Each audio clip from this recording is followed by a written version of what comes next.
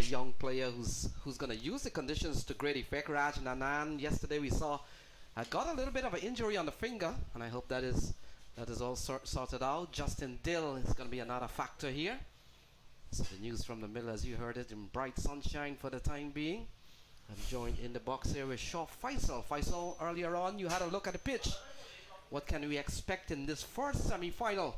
And it's the Houston Stars taking on Clarion Eagles, with the Houston Stars bowling first. Well, there's plenty of grass on the pitch, Lenny, as we see the clouds rolling in. We've had a seesaw morning in terms of the weather. Started out with a bright sunshine, then the clouds. We had a bit of a sun at the moment as well, but a very good toss to win, you'd have to say.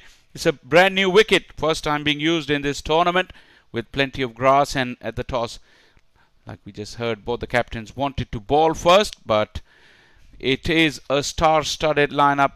If you look at both the teams, Clarion Eagles, who are getting into bat, have the belligerent Mukhtar. He will be at the top of the order. He's in very good form.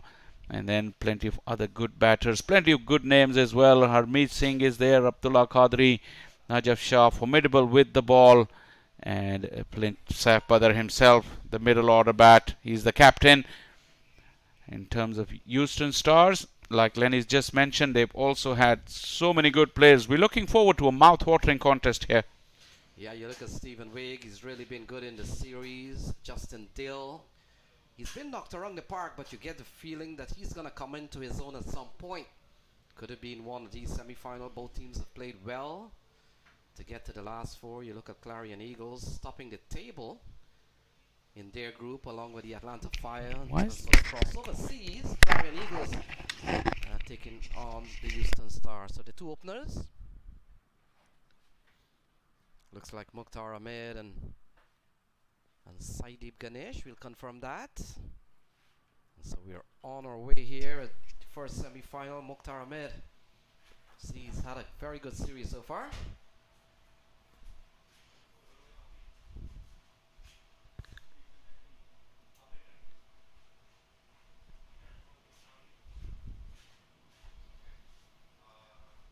Our next, as expected, Stephen Wigg has been given the ball. Stephen Wigg has really been good in the series and stands at 7. The most numbers of wickets in this tournament so far is from Najaf Shah. He's in this game. He will bowl later on. We're just about all set for one of two semi-finals. The other one will see Atlanta Fire, and they will take on the Mustang Cricket Academy. Monali Patel in with me for the first set of overs. Monali, very good morning to you. Good morning to you as well, Lenny. Getting down to the wire of Houston Open 2025, all to play for here today. It's a new surface as well, so we'd expect the conditions to be a little bit different. It's a grassy pitch. We heard from the two captains at the toss that one of them is definitely unsure of what the conditions are going to play like, whereas Smith Patel said 140, 150 on the cards. Grassy wicket. It is fairly hard. The sun's been beating down all day yesterday on it as well. But there are chances of some thunder showers rolling in this afternoon, and you can really feel the humidity out in the air. So here is the first ball. And Mukhtar Ahmed gets a very good ball from Stephen Wigg, who's really done well in this tournament. Coming into this semi-final, he's up on 7 wickets. 9 wickets taken by Najaf Shah so far. So very good start here from Stephen Wigg, left arm seamer. Really got among the wickets. So when you look at this Clarion Eagles lineup, a couple of times already in the tournament, they've gone over 200. Big swing and a miss here. And a couple of good balls to Mukhtar. Interesting to see what kind of approach the batters will have. Definitely this amount of grass will play psychologically on their mindset. But Mukhtar, I think, knows only one way to play. Early doors, the ball not really coming on. There is sideways movement. What the batters really like is probably the modern day batters. They don't care for the grass as long as the ball comes on. But if it's a two-pace pitch, it will really mess up their process and their method. And they have to come up with something else if that happens. Smashed straight down the ground over the side screen. And that has gone for the first boundary of this match and comes off the bat of Mukhtar Ahmed, gone for 6. And any chance of ball coming onto the bat happening can be only with the new ball. And Mukhtar realizes that, advances down the wicket. You'd feel that he was slightly behind, but he still went through with the shot. And when he connects anywhere near the middle of the bat, that ball is not staying inside the park. It's the kind of start that Clarion Eagles would have wanted. Interesting to see the response from Stephen Wigg as well. If he can pull his length back, or he still allow the ball to be full and that good length. Hoping that the batters will mistime their strokes because of that much grass on the pitch. So a couple of dot balls. Good start from Stephen Wigg, but we've seen a good knock here from Mukhtar Ahmed. He's really been among the runs. Got a 43. Got a 85. In a couple of those innings, Shah Faisal, I talked about getting 234 one day and then 211. So this team has really produced. And on the opposite end of the spectrum, they've also been bowled out for 59. Yeah, exactly. That first game really surprised them when they were only chasing 109. And they got bowled out. And then after that, on a couple of occasions, they've gone past 200. Mukhtar has been the mainstay. He's carrying a bit of a back injury as well, but still soldiering on. I think has the ball come back, Lenny?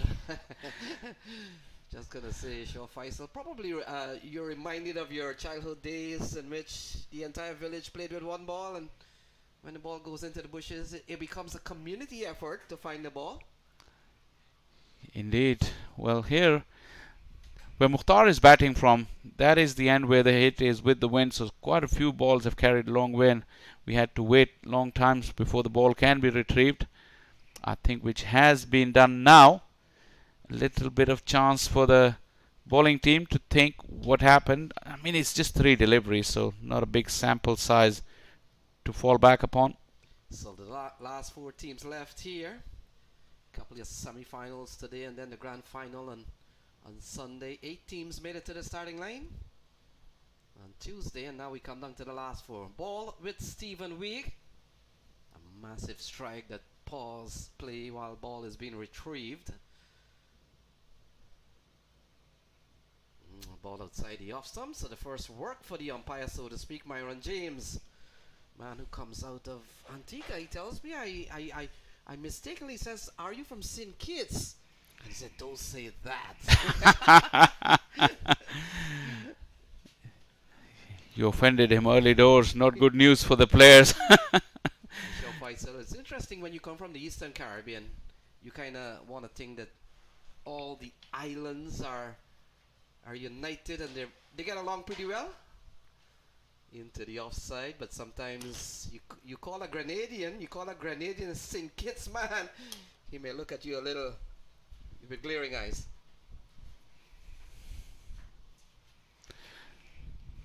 So we've seen 8 in the over so far, a smashing 6 off the bat of Mukhtar Ahmed, as Arya Kananta, he comes in to strike for the first time. No Saideep Ganesh yet.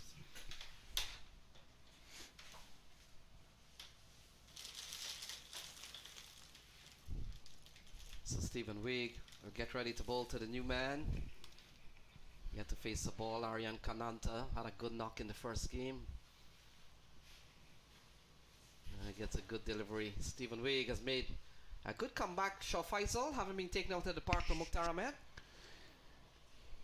He didn't change his line or length. I mean, he went wide for Mukhtar right after he got hit for that 6, and then he got wided for that. But then fall back on a good line, good length. Nothing sideways, nothing extravagant, at least in this first over or first few deliveries. And we've seen Arya Kananta getting a big knock, 71. I did one of his game. Quality player. Look at that, going down the leg side. Good take from the captain, Smith Patel. More work here from Myron James. And Stephen Wigg working overtime on his first over. Yes, as at the toss, if both the captains were so skeptical about the wicket and the conditions, extras could really play an important part. If the margins are so tight, you don't want to be gifting those kind of runs to the opposition. Slight discrepancy in the score. It's 9 actually, because Mukhtar scored that single just after the wide ball. So ball again into the offside, looking for runs. That will complete 1. And after the first over, it's 9 for no loss.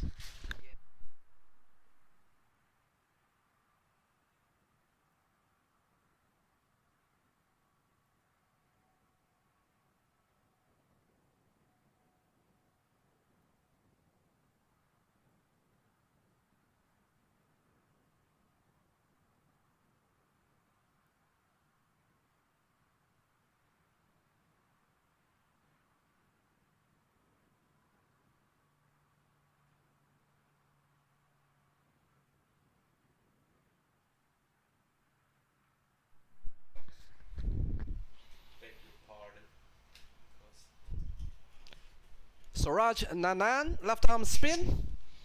Comes into the attack shot, Faisal. We've seen the tendency for Raj Nanan to get some of his overs out quite early. And it comes with a new ball. He's a tall left arm spinner. He's very handy cricketer, good fielder, and a decent bat as well.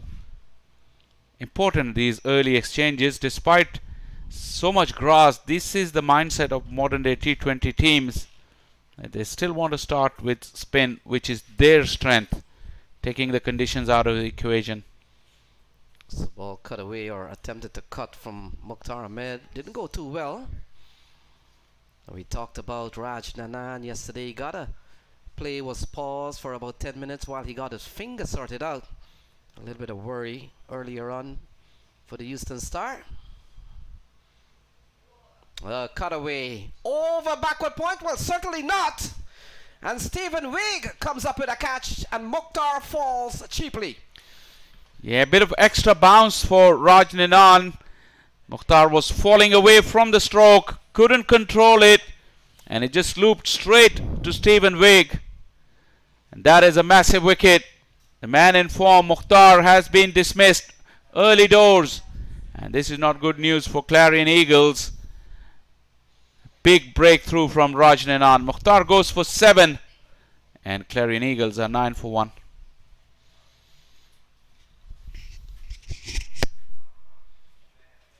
Let's have a look. He was giving himself some room.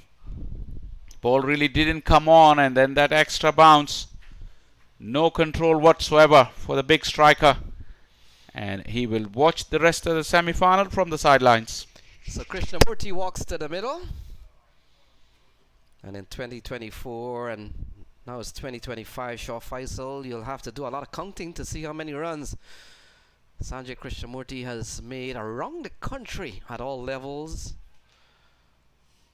Such a great find for this country, and he continues to be one of the best around town. Definitely a very, very good cricketer. He had his opportunities, I think, for United States A team, and if I'm not mistaken, Lenny, with all the stats and figures, you remember them. 163 that he made in one of those games really caught everyone's eyes. That was after what he'd done at the domestic level, where he was absolutely prolific. So he comes in at number 3. Raj Nanan. Oh, cutting over the head of Stephen Wigg. And it goes away for 4. Yeah, it slashed away. Once again, it felt like it was going to land into Stephen Wigg's lap. But it was flashing and flashing hard. Sanjay Krishnamurti got it just over his head. Streaky, but he'll take the boundary. Shaw Faisal, it was as if to say, this is how you play the cut shot, Mukhtar. Yeah, sometimes you try to get over the ball and hit it along the ground. But this time Sanjay Krishnamurti just sliced it up above the fielder. So ball into the offside, and and Stephen Wigg, when you look at Stephen Wigg, I talked about he's just trailing Najaf Shah with 9 wickets in the series so far. A chance for him to advance, and when you look at Stephen Wigg, no, he's looking to go big into the square leg area. You look at Stephen Wigg, and I want to think that he has the most catches in this series. We'll look that up, but yesterday for sure, I saw him taking 3 catches, and he's already taken 1 here. And if you can take about 5, 6, 7 catches in tournaments, sure, Faisal, you're up there. Ball into the offside. This has been a very good over here for Raj Nanan, and I say very good because he's picked up Mukhtar Ahmed. 2 gone is 14 for 1.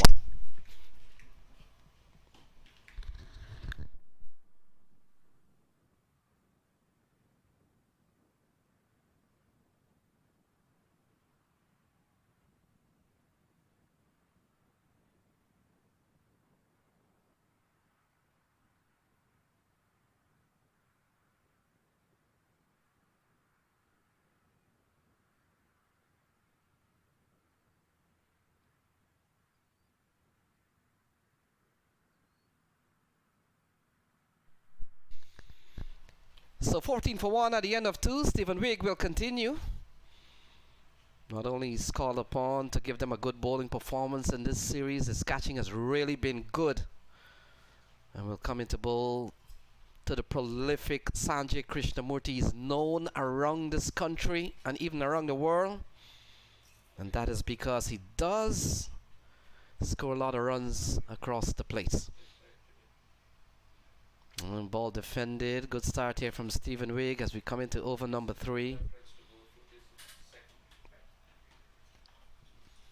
They've lost the wicket of Mukhtar Ahmed. He's scored quite a few runs. We talked about the Clarion Eagles having scored over 200 on 2 different occasions in this series. And I remember back in about 4 or 5 years ago, Clarion County used to be one of the brand.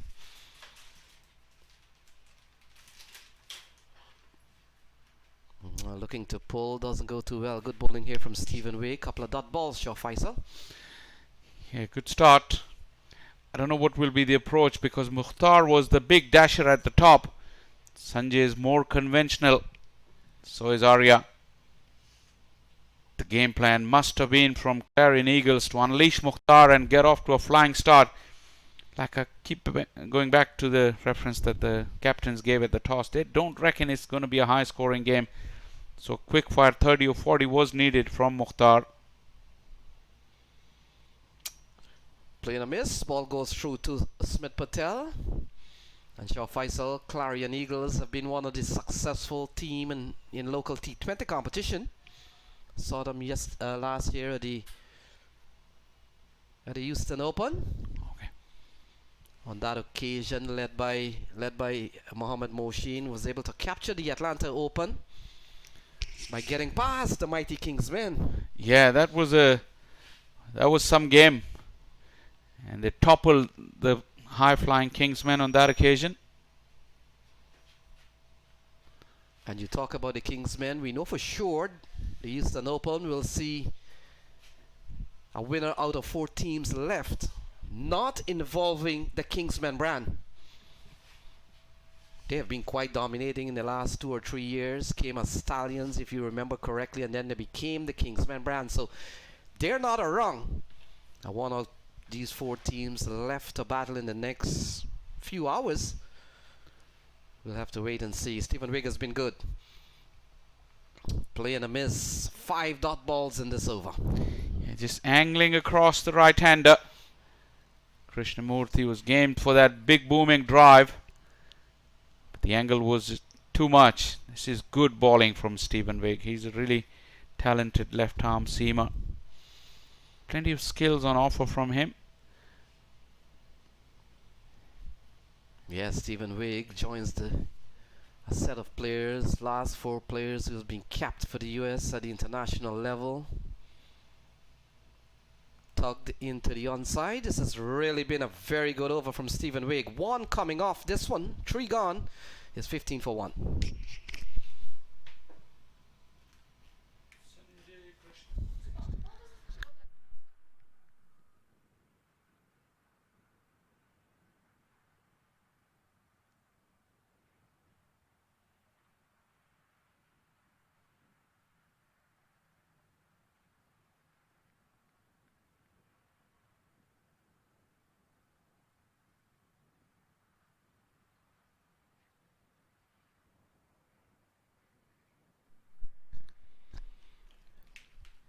So welcome back. Clarion Eagles having been sent in by Houston Stars. Stars being captained by Smith Patel and Clarion Eagles led by Saif Badar. Raj Nanan continues. And a ball that is punched into the offside can score. We've seen about 7 really good tidy balls between Stephen Wigg and now Raj Nanan Shaw Faisal. So out of the 15, their 2 scoring shots went for 10, a 6 and a 4. And either side of that, it's been just a few singles and plenty of dots. Has he found the gap? Yes, I think he is. And that will run away from 4. Krishnamurti goes up to 10. And that's a lovely punch through the offside. Must have been disappointed with the previous delivery where he hit it straight to the fielder. This time just playing it slightly late. Just underneath his eyes to make sure that ball went away from that fielder. Wasn't much of a gap, but he threaded the needle. Much needed boundary to break the shackles here. And by conventional play, this is Sanjay Krishnamurthy's strength. So ball into the offside again. They go through for 1.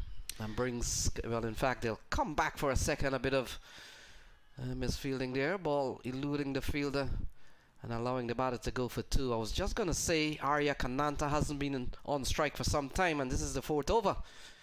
But a couple of runs that sees Krishnamurti back on strike. Just the 2 deliveries for Arya, but Rajanan consistently has been short in this over. And this time wasn't helped by his fielder, but he can't complain because it was there for the taking. It's better line and length on that occasion, but nicely worked.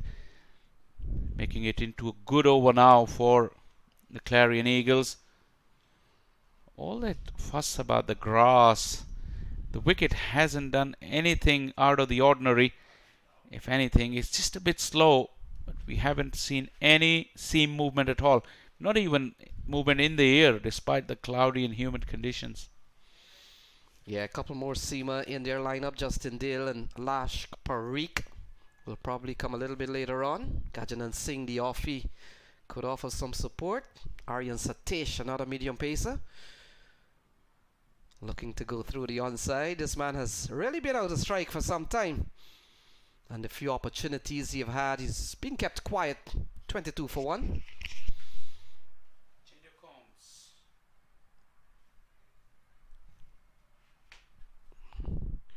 So final ball coming up.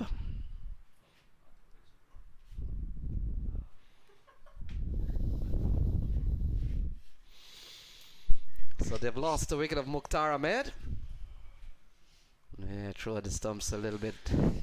And who was that man? Stephen Wigg, which Lenny thinks he's the best fielder already. Yes, Stephen Wigg has taken a lot of catches in this tournament. Saw yesterday he took a couple of good catch. One of them towards the end. Big play on the miss. So 4 gone. It's 22 for 1.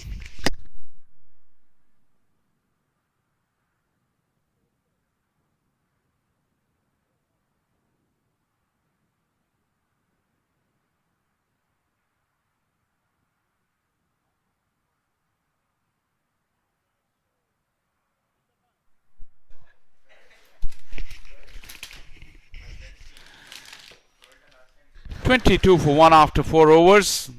That early wicket of Mukhtar, but Sanjay Krishnamurthy has really looked good. Arya hasn't had much of the strike. Got a change of voices here in the comm box. Lenny has given way for the first time this morning to Monali Patel. Very good morning, Monali. Very good morning to you as well, Faisal. Well rested? Well, I got some sleep yesterday. Yes, I did. Should have probably slept earlier. Fell into the cycle of social media. Oh, don't we all do? This is such a vicious cycle, I call it sometimes. And such a waste of time. Can't do without it, though. I mean, we can, but we feel like we can't do without it. Yeah, it's a dangerous thing, actually. But we're in the semi-finals here at the Houston Open 2025. 4 overs gone, just 22 runs on the board. It's going to be Stephen Wigg. Correction. This looks like Justin Dill. Justin Dill into the attack.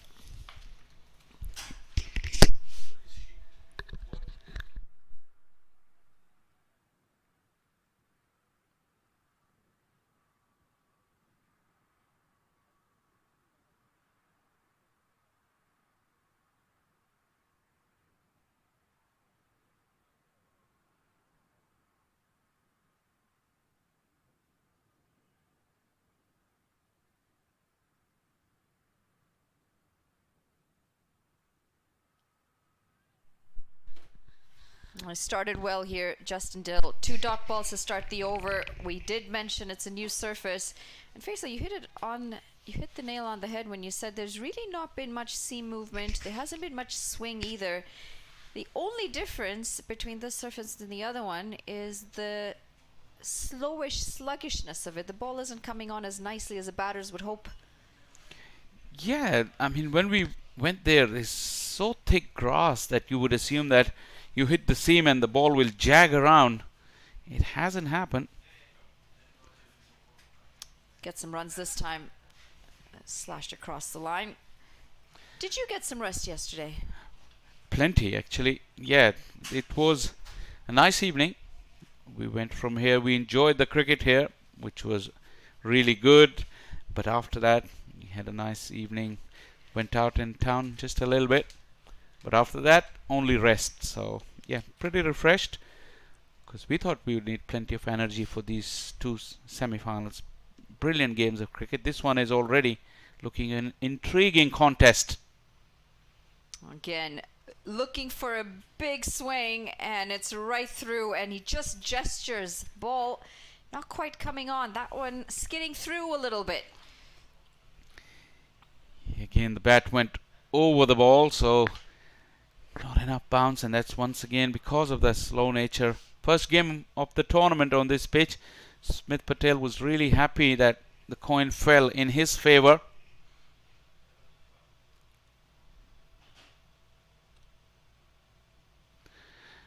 This time nowhere close to the ball, clearing that front foot, trying to get closer with the bat.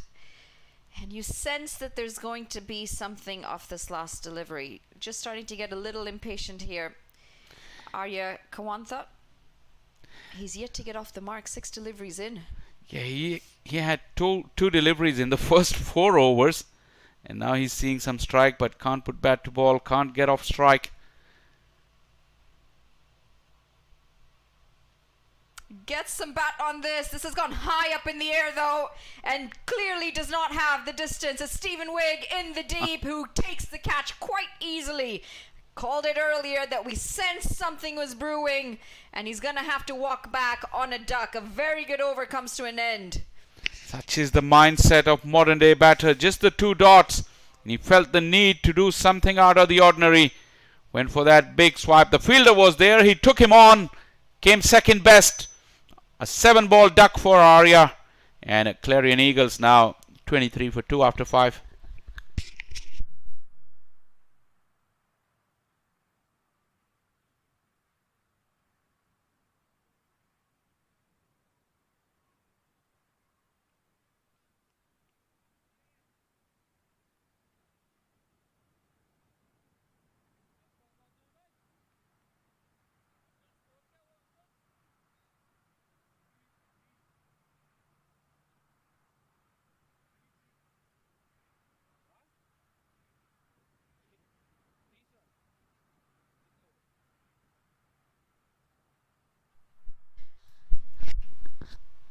Mohammed Mohsin walking out to the middle. The new man in the middle, 23 for 2, and in all sorts of trouble here, the Clarion Eagles. They would have liked to have a ball first as well. Unfortunately, losing the toss this morning, and sometimes these tosses can play a big role in the outcome of the game. Interesting choice though from Clarion Eagles. Mohammed Mohsin is in ahead of Saif Badr, the captain. I think it looks like they really want to attack, and Mukhtar was penciled out to do that role, and his early departure meant that Mohsin is in, whilst Krishnamurthy can play at his usual pace, which is quite good anyway. He's a very good all-round cricketer, all-round batter, and Mohsin will be there to just try and wrestle the initiative back.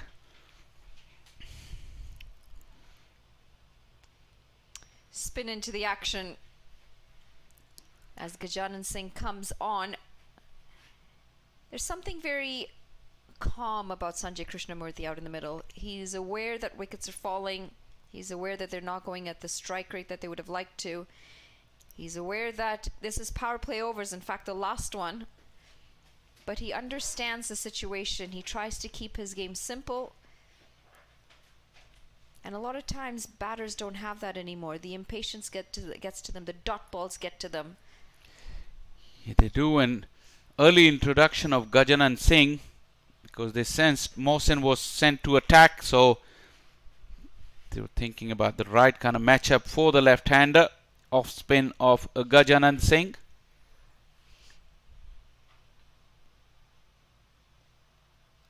A little short. There is some spin out there. And this doesn't run away for 4. Thickish outfield in patches. And it's going to result in overthrows. Gajanan Singh not happy. Not happy with his fielder. Expected a better throw. I think the shot deserved 3 in the first place. They should have run that third run, but eventually got that through some overthrows. Gajanand is not happy. That ball initially went in the air as well. Gajanand was hoping it would go straight to the fielder, but it went through. It's not often you see him unhappy. Yeah. He's a calm character generally.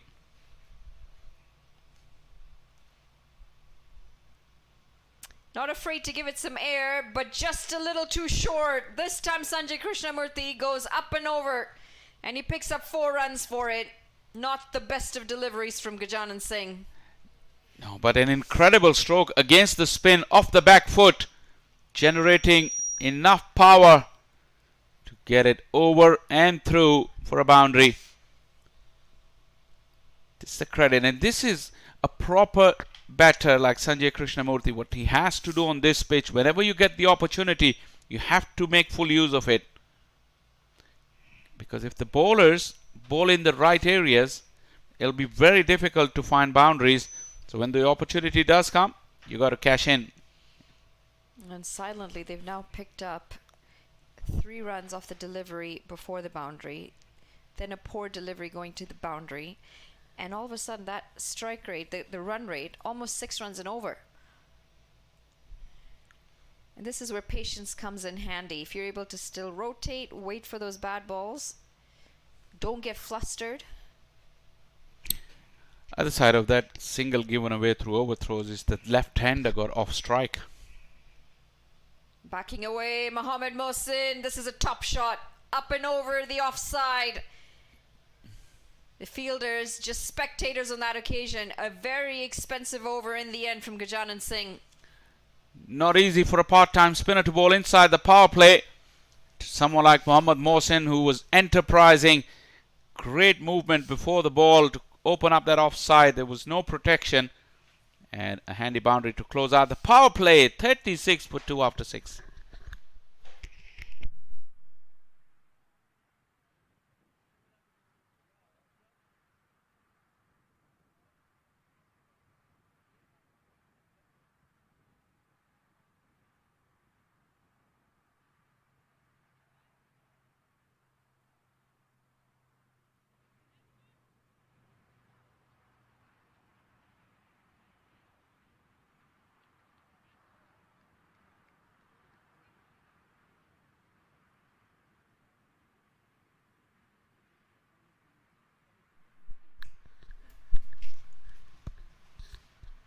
Dill back into the attack. He's going to start with a wide. He's asking the question, not in the most convincing fashions. He knows that's a wide. I think that trick is quite old-fashioned now. The umpires should know that by now. But anyway, players wouldn't stop trying their luck. Mr. James, the official, has been on top of his game as well throughout this tournament.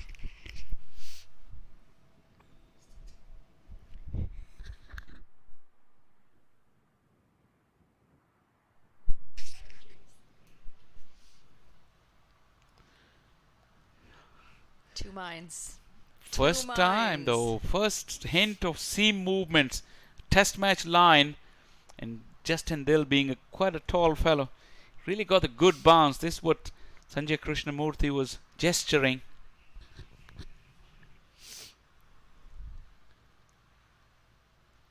I start to see the wind pick up a little bit more as well. You'd mentioned it a couple of days ago. The wind tends to just swirl around here sometimes.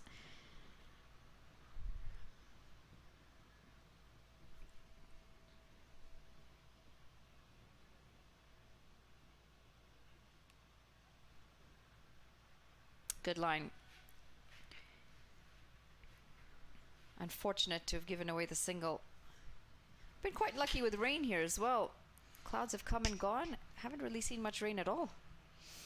Not at all. I mean, we've gone through all our games uninterrupted. Well, partly interrupted, but not in terms of loss of overs or anything like that.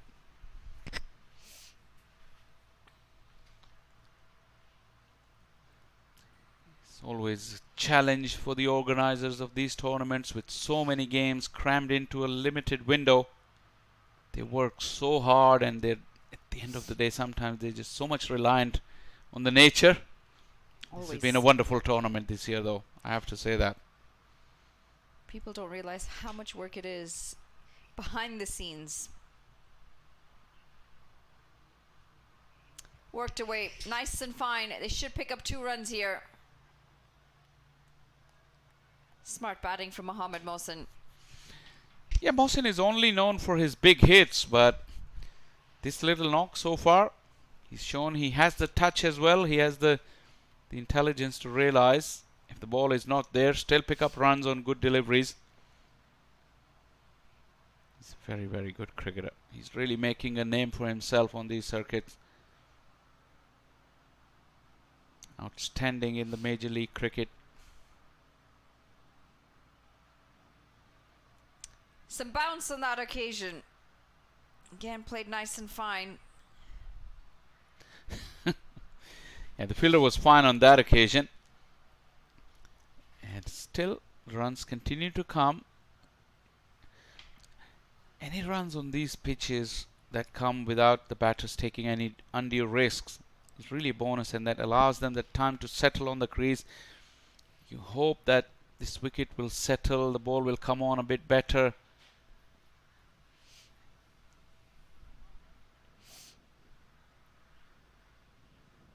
Pulled away. He gets it very straight as well, Sanjay Krishnamurthy. And dents what has been a very good over so far as he picks up 4 runs. It was a very good bouncer, very good line, and almost a perfect height. Sanjay Krishnamurthy played too early, top edge. Fine leg was up in the ring, so it ended up being a safe shot. The runs being added to the total. So again, it looked like there was that spongy kind of bounce and the ball didn't go through. It'll happen more and more with the older ball now that we're into the 7th over. Fitness being tested here as well for the Clarion Eagles today. It played in the afternoon game yesterday. And it was a hot one yesterday.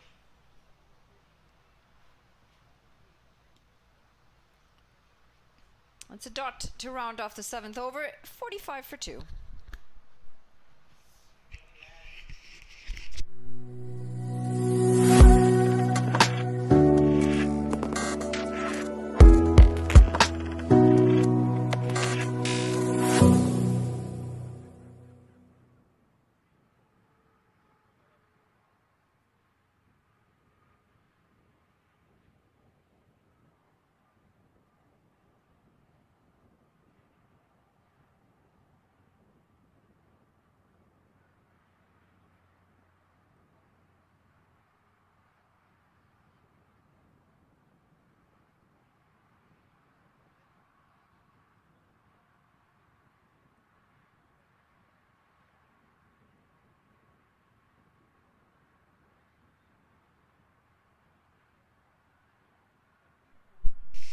Gajanan Singh back into the attack. They start with a single. He'll want to bowl a better over this time. Went for quite a few runs in the previous one.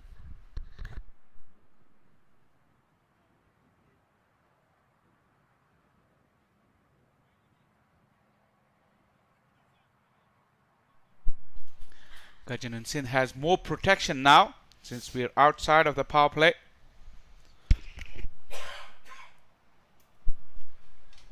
Worked around the leg side.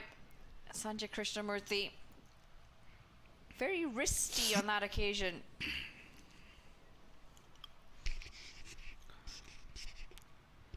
Looking at him, the way he operates, it'll hardly surprise you that why he's got so much success.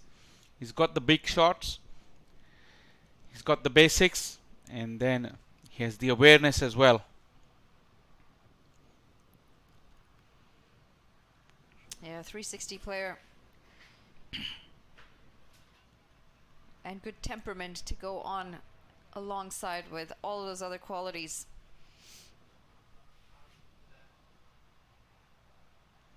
It's going to be a wide going across the left-hander.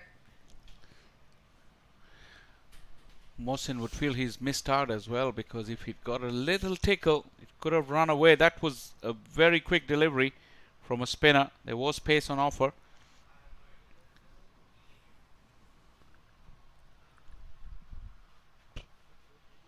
Flighted this time. Oh no. No ball. Shannon sings, are you sure? Are you absolutely sure I've bowled a no ball? Or is it that my foot was in the air? Well, Not sure if we've got a side-on angle or not of that. let's have a close look.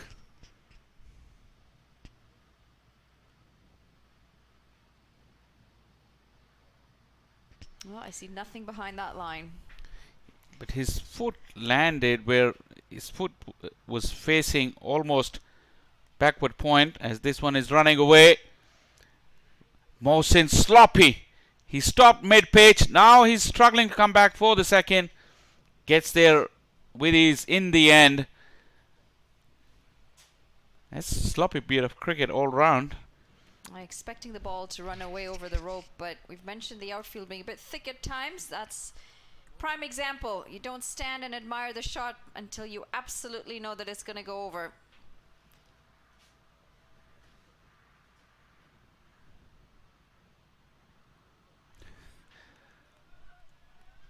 You'd feel that would be the right pace to ball if you're brave enough, as Mohsin was tentative, very tentative.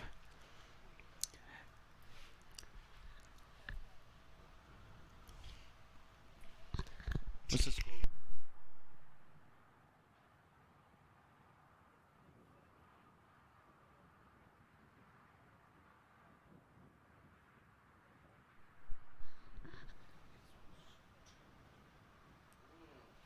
In the slot and out of the park. Sanjay Krishnamurthy has picked us up all the way for 6. A great way to end the over, and it's the extras that's allowed for extra deliveries. Quick hands to this ball as it's dispatched a long way over the rope. 8 overs gone, 58 for 2.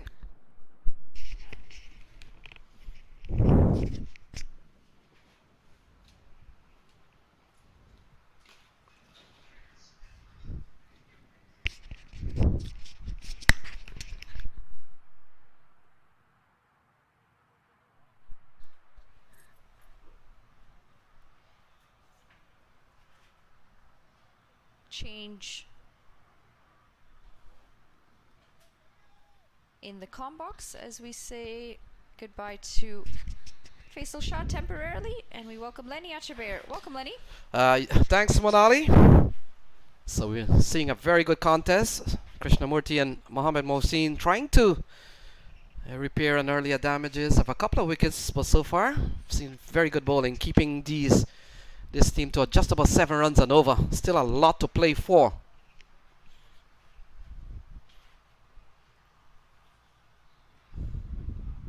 Cut away. And it does beat the fielder as well. This is well placed from Mohammad Mohsin. 4 runs to start the over. Pressure on the bowler. Yeah, we've seen Justin Dill in this series. Gone for quite a few in the other games. Look at that. Slashed away. That's a lovely shot. Mohammad Mohsin, we talked about how a top all-rounder he is.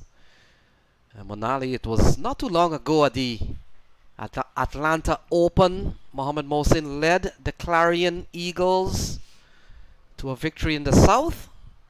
So he's looking to go far in this tournament. This time coming down the track. And he's taking the charge to the bowler. It's back-to-back force for Mohammad Mohsin.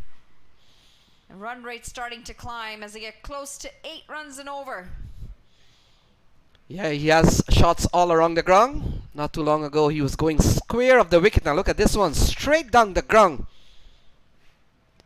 It's a statement you're making to Justin Dill that I can play on both sides of the wicket. And this time he went straight. Backing away. Can't get it past the fielder at point. It's going to be a dot. Much needed dot for Justin Dill. Yeah, we're beginning to see a pickup here from the Clarion Eagles. Mukhtar Ahmed and Arya Kananta, the two batsmen, got dismissed. But other than that, we've seen a good partnership between Mohammad Mohsin and Krishnamurti. So far yielding 43 runs. And we saw in the last over from Gajanan Singh that gone for 13. In fact, for 11, sorry. And this one has gone for 10 so far. Well placed and intelligent batting. Yeah, both. Never too keen to get directly behind the ball or in the line. He tries to back away as often as he can, creating the room to be able to go square of the wicket. Yeah, Justin Dill. He likes to bowl the ball back of the length. And some of the players who've played long enough with Justin Dill will probably wait a fraction late and possibly go off the back foot, get all those slices in.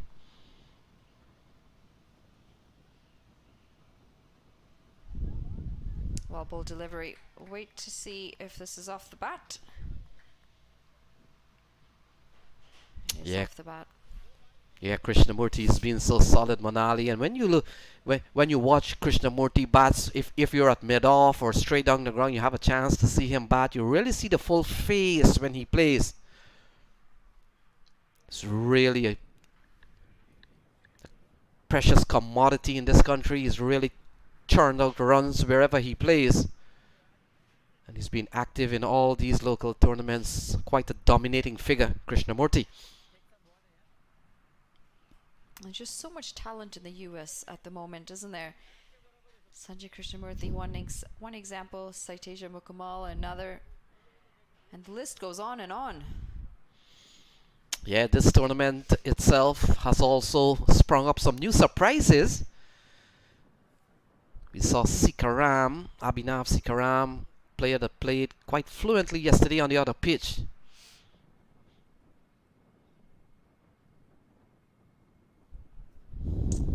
That's a soft whistle. Waited on the delivery and then cut it away straight to the fielder at point. Catch easily taken, and it's going to be yet another wicket. Momentum just starting to break here as the partnership was starting to fall. Yeah, we've seen a good one here from, it looks like John Campbell might have taken the catch. I'm not too sure, but regardless of that, the wicket has fallen. And that big partnership of 45 comes to it. And look at that. Slice into the offside, goes straight to point. And that's one of the reasons, Manali, they tell you to get your body behind the ball. And it's the chest that helped the hands there on that occasion. 3 gone. 68 on the board.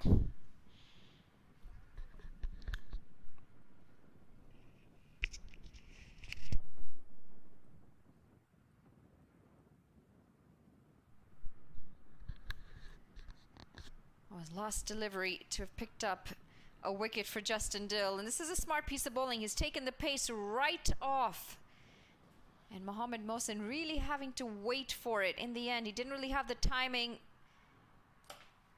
And we talk about variations. This one, a really good example of how the variations have worked out in the favor of the bowler.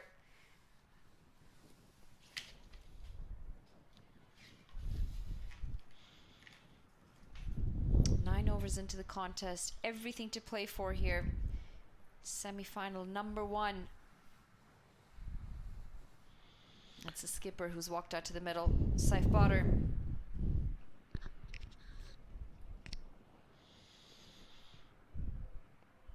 Yeah, it's that time in which partnerships will have to restart here. The captain comes to the middle. Krishnamurti on 33 is really giving them a big lift in this series. Two big knocks for Krishnamurti, 85 and 46. Only one failure. Might have been the first match in which they were bundled out for 59. Manali the series did not start well for them, but here they are in semi-final number 1. We spoke about how you have to be as steady as possible in this tournament because you can't afford too many mistakes. Came down to some net run rate situations as well, and lucky that we haven't had a lot of rain having a say in the tournament.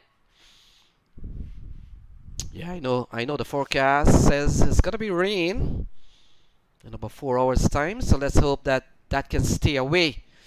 Although on my pitch, one of those earlier matches, Manali, we were interrupted for about 10 or 15 minutes, but other than that, tournament has gone on unpaused, at least by the weather.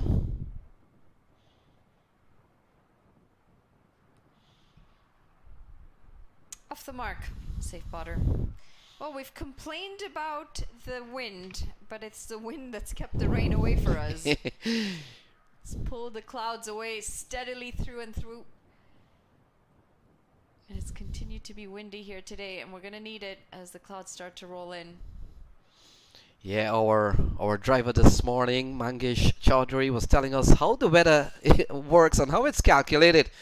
And he tells us we're about 60 or 70 miles from the Atlantic Ocean. And like you said, it was the wind yesterday that kept the rains away. And he also told us this morning, Manali, that because of the weather pattern, expect rain at about 2 or 3 o'clock later on this afternoon, based on the wind and how far we are from the ocean. Let's see.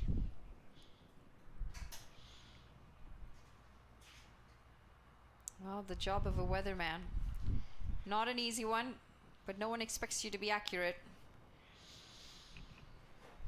Yeah, you look at Laksh Parikh has been given the ball here. He's a young player. I saw him yesterday. Left arm seamer, and you'll see what he does. He really puts the ball in the block hole. He's sort of like a dead bowler. Young player, but has been given the ball, and you will look, one of his attributes is to really keep the ball full to the batter. Let's see how it works. He's gone pretty well in this over.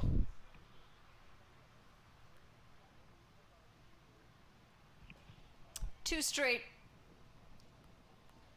And despite the effort of a diving fielder, that face looks familiar. Good work, Faisal. Well, I'm surprised he's feeling behind the ropes, Manali. That would have gone for 4 anyway. Another good shot. Surprised if he was fielding inside the ropes. As this runs away for a boundary.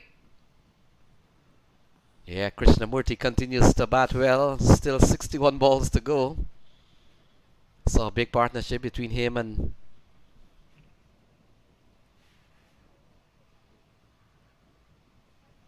Mohammad Mohsin, 45. Slower ball, loopy ball, as that's very full and wide. It's the end of 10 overs, the halfway point, 75 for 3.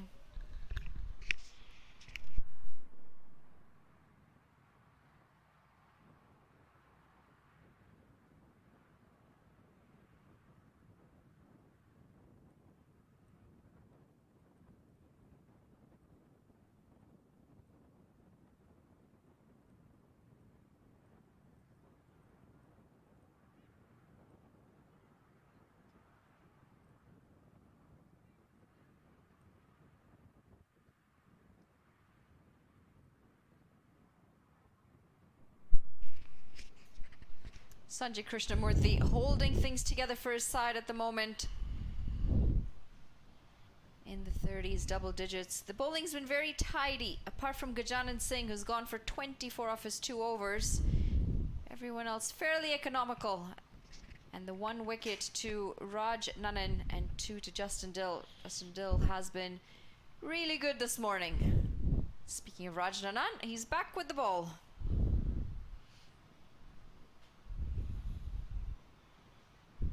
Oh, very similar dismissal to the last one. It's cut away straight to the fielder at point.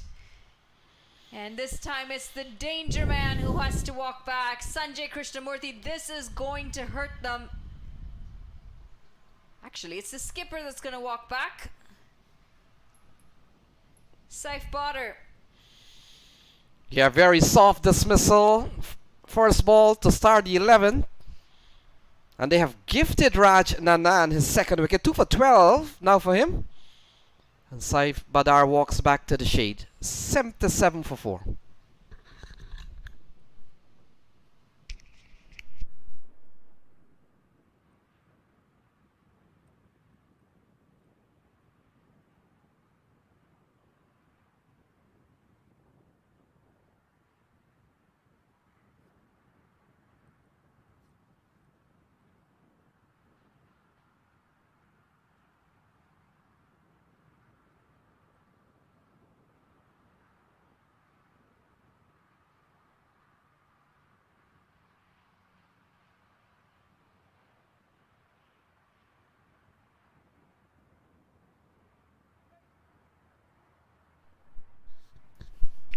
Harmeet Singh, the new man out in the middle.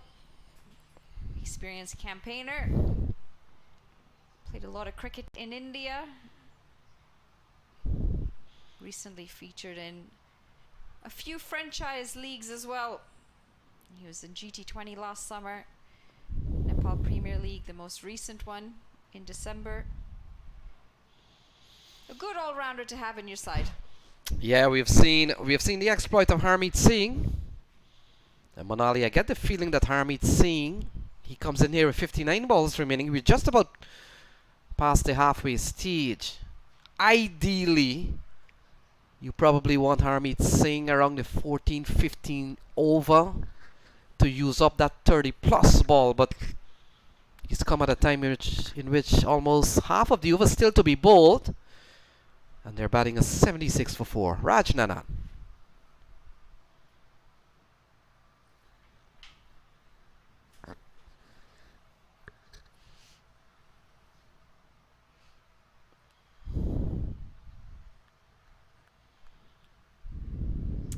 It's a dot first up to Harmeet Singh. Tall bowler Raj Nanan. Got a high release point as well. Yeah, we've seen so many slow left-arm orthodox in this series, as we have seen in.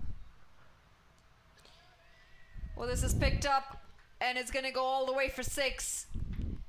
Harmeet Singh just needed one delivery to get his eye in. Yeah, that's a good shot.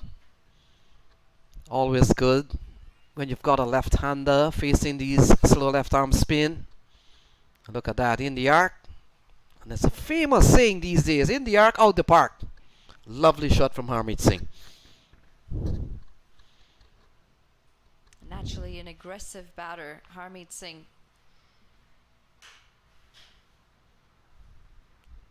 It's dragged down this time. And this is a very poor shot from Harmeet Singh, trying to work it into the leg side. Unfortunately, gets it nowhere past the bowler. Raj Nanan takes an excellent diving catch to his left. It's going to be yet another wicket. And the Houston Stars, well, turning things around. Yeah, good catch here from Raj Nanan. Off his own bowling. Look at that. Brilliant. Couple of wickets in this over. And Harmeet Singh comes. Harmeet Singh goes 82 for 5.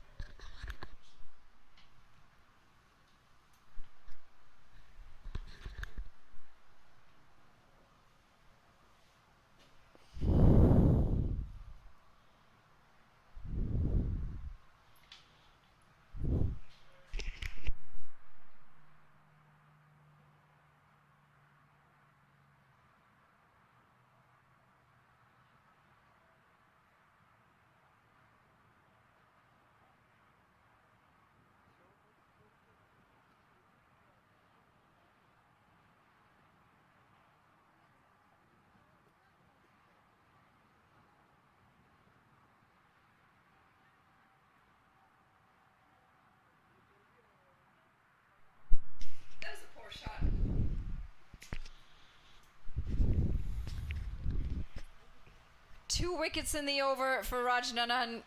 Good change to bring him on. Just the 6 runs coming off of it. That too off Harmeet Singh. The ball before taking on Rajnanan on a poor delivery. Yeah, a couple of wickets in the over. It's only gone for one of those big 6 that we saw from Harmeet Singh.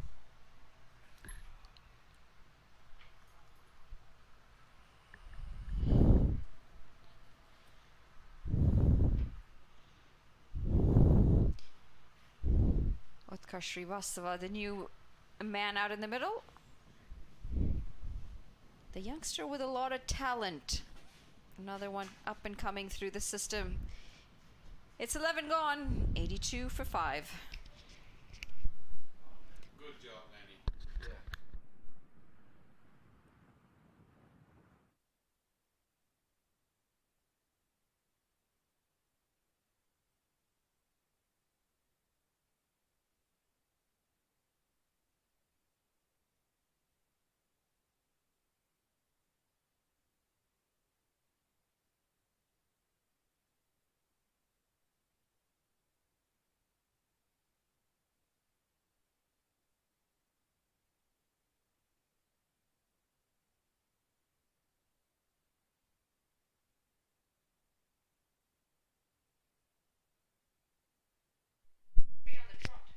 No, you're not going after this over.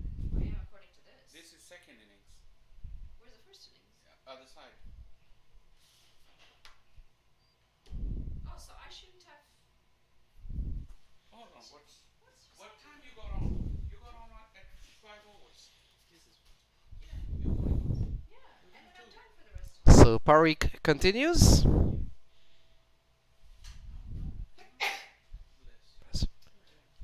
Krishnamurti and Srivastava out in the middle. We've got 53 balls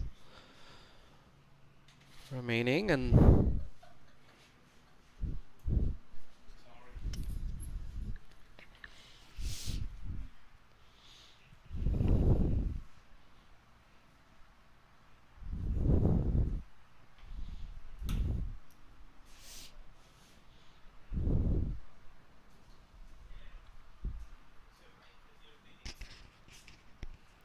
Worked into the leg side.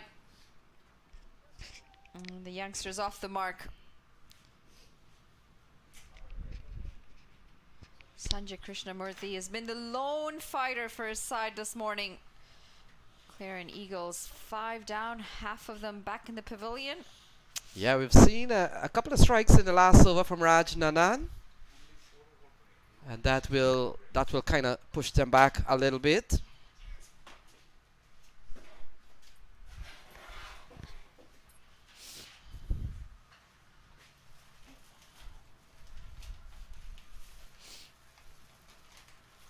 And here's where Krishnamurti will have to bat on with 51 balls remaining. The deeper he bats, you get the feeling that Clarion Eagles would be in a better position.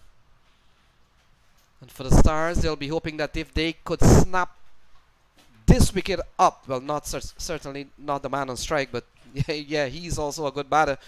But Sanjay Krishnamurti, if they can snap him up, it'll probably make their job easier.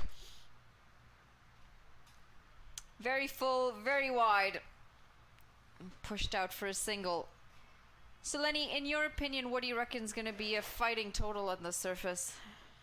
Well, we've got 50 balls remaining. If you want to run a ball from here, they'll probably put it to 130. One of the things with projection, they don't know who is the man batting out there. In this case, Krishnamurti. If Krishnamurti stays to the end or go very late into this innings, maybe 150 on the cards. If the Stars can pick up Krishnamurti, I'll probably say 120, 130. Slapped away. And it's turning out to be a tidy over. He'll want to try and finish this over well, Laksh, because he's only gone for 5 runs so far. Yeah, he's been good since yesterday. I saw him bowl on the other pitch, Manali. He keeps the ball full. He keeps the ball up. He's a left armer. the angles come into play. And he's got some pace, so along with Justin Dill, and we've seen from Stephen Wigg, they've really been a potent combination. It is a decent delivery to finish the over. Just the 6 runs coming off of it. At the end of 12, it's 88 for 5.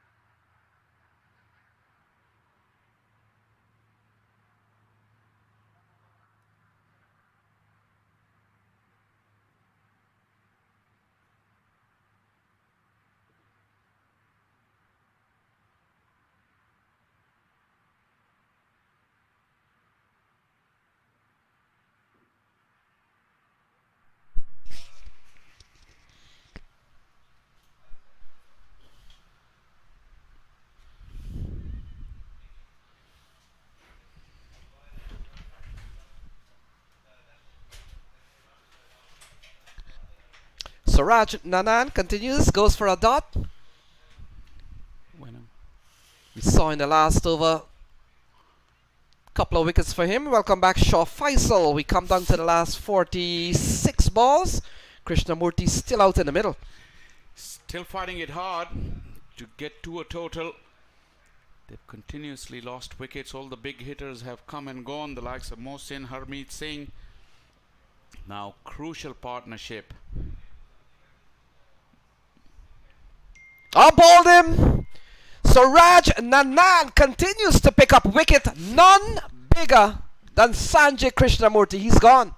In the context of the game, yes, it is a massive wicket. Krishnamurti was holding fort, but this was a brilliant delivery. Came in with the arm, quicker through the air. It just landed and it kept coming in. Hit the top of middle. And he wheels away in celebration. Rajnanan is on a roll here. And so is Houston Stars. Sanjay Krishnamurti gesturing what happened to him. But you can tell your story walking, young man. You gone. And your team is now 89 for 6.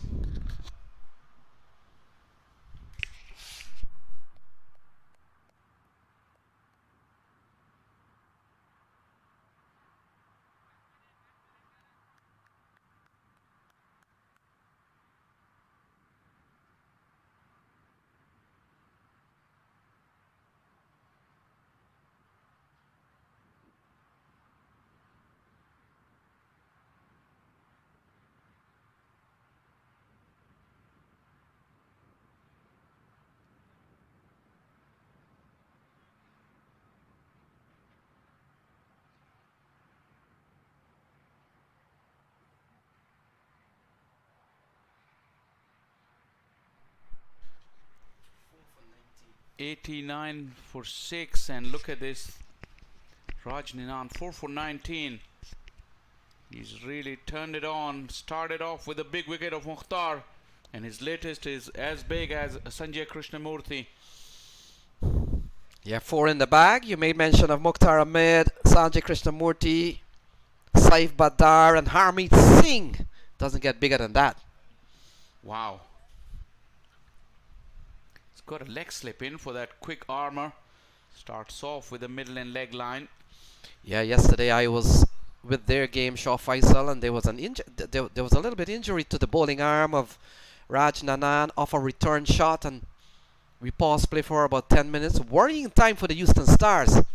Well, here he is, and he's snapped up 4 already. Extra bounce and zip off the surface.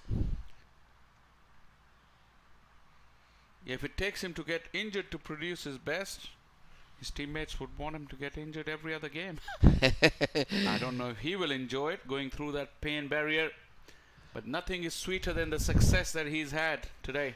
Shaw Faisal, I did see you trying to field one of the balls that was hit. We'll talk about that.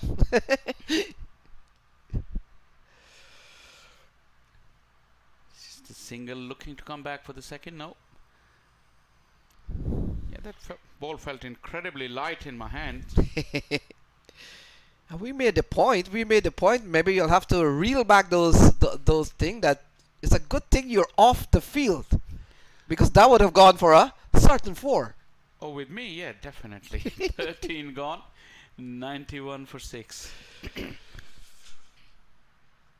Yeah, we talked about how impactful Sandra Krishnamurti would be if he can stay to the end. Scorecard for you, and it's dominated by the name Rajananan, doesn't it?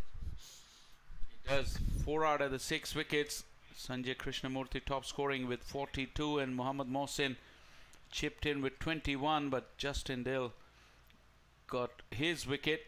He was striking big, Mohsin. 2 wickets for Justin Dill, who's bowled quite beautifully, but Rajananan really stands out with his 4 for 21. His work is done with the ball. You'd hope he's not required with the bat. It's gone up and into the hands of the fielder. Yet another wicket falls. It's Srivastava on that occasion. He's hauled out. That's a tame dismissal. Well, pressure on this batting team. Not an impressive card showing 91 for 7. And the youngster Laksh Parikh has picked up 1. Look at that. No timing at all. Doesn't get any placement on it. And just outside of the 30 yards, they have lost their 7th. 91 for 7.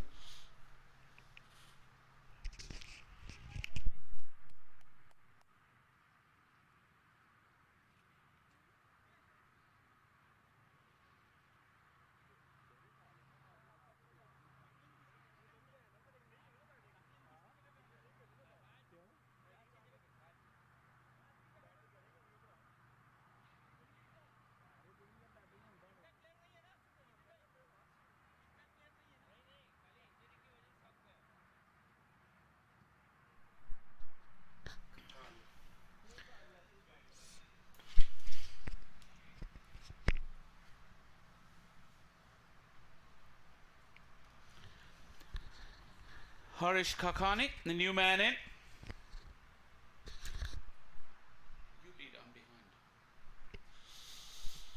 So 41 balls remaining. We've seen Laksh Parikh.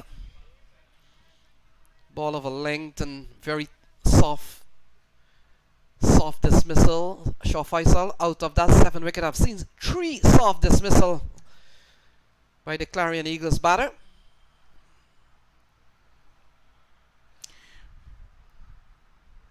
We've seen these pitches, they do require, for most of the time, especially on this field, they require a method where you close single, require a method where you need to dig deep, build a partnership, be circumspect, just wait for anything loose that comes your way, and that's why you're not looking at 140, 150, 160, 130 should have been the first target, and when they reached there, and they could have assessed how far they could go from there. But they went the other way around. They went the hard route. They wanted to go hard at the bowling continuously. Everyone came and tried to blast the bowling, and now they're at 92 for 7, looking to get to that 130, because from there they would definitely take that 130. Yeah, ball driven into the offside. Shah Faisal, let's talk about the bowling. The bowling has really been good. It was always expected to. Stephen Wigg, Justin Dale at the top of the order. Rajananan has snapped up 4 for 21 so far. The youngster Laksh Parikh, he's picked up 1. Gajanan Singh has been probably the worst of them all. 2 of us no made none for 24, but it's a team sport, and the others have really backed up the efforts here by the bowler. Yeah, definitely. We've seen even throughout this tournament, when the pressure is built from both sides, that results in wickets. And as we watch another single, Rajananan might have profited with the wickets, but he had good support from the other end as well, not allowing the things to run away from them. This is a good team effort. Good effort from the entire bowling unit so far. Yeah, by the way, they won't see any more of Raj Nanan. He's completed a spell 4 for 21. Off his 4, Shaw Faisal. It really works out well for him. No pressure at all when he came back to bowl his final over. But Saidip Ganesh and Harish Kakani and the others to come if they come, we'll have to make full use of the remaining 37 balls. Shaw Faisal. We talked about the Clarion Eagles. Their road to the semi-final. We saw them losing their first match to the Atlanta Fire, but they came back well against Samparmi and Knight Riders. Massive margins of defeat against those opponents. Yeah, they've really blown hot and cold in this tournament.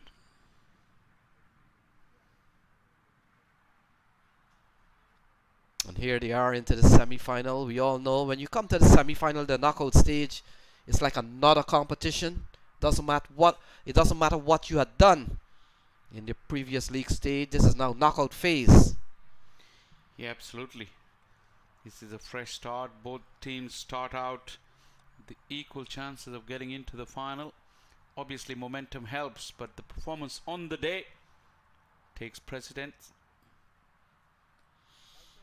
This ball driven into the offside will close out the 14. So 14 gone. Clarion Eagles under pressure here. They're batting at 95 for 7.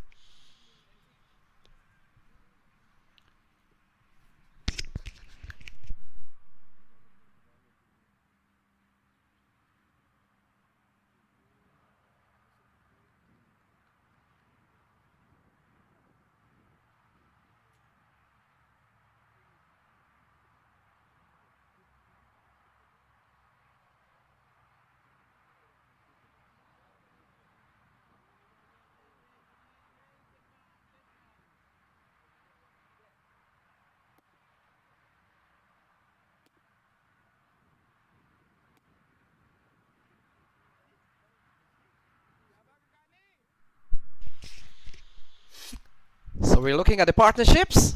Of course, a big one between Sanjay Krishnamurti and Mohammed Mohsin. Otherwise, in that Shaw Faisal, it has been the Houston Stars so far. It's a real procession apart from that one partnership.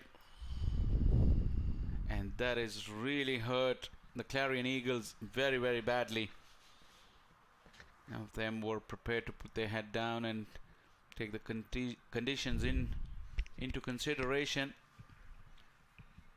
We've seen people have found method to score runs on these pitches, and key has been to build a big and long partnership, although not in an express pace, but if you do that, you allow yourself to maximize what's on offer. So Stephen Wigg comes back for his second spell. First spell, 2 overs, no made, none for 10. Very impressive at the top of the order, Shaw Faisal. It is a bit of an injury. That was really strong strike. Justin Dill felt the heat from that drive there. Mr. Fumble has allowed a single on the first delivery, but it was very nicely struck. Stephen Wigg, 2 overs with the new ball. Bowled reasonably well with good control. Not a lot of movement at that stage, which was expected with the new ball. But now he has a chance to just add a couple of wickets to his quite impressive looking figures from those first 2 overs.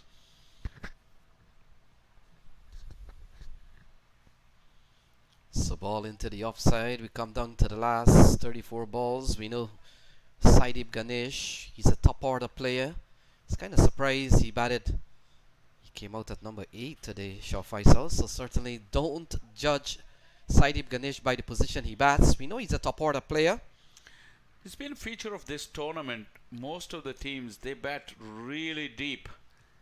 So 2 very capable batters in the middle, despite a very awful looking scorecard. Pulled away. That's a lovely shot from Saidip Ganesh. Fielder did well to, first of all, attempt the catch. But most importantly, Shaw Faisal, he's kept the ball done only a single. Really got hold of it, but straight to the fielder. And it did carry. Once you get there, you would feel very disappointed that you couldn't hold on to it. Mukamala is generally a good fielder.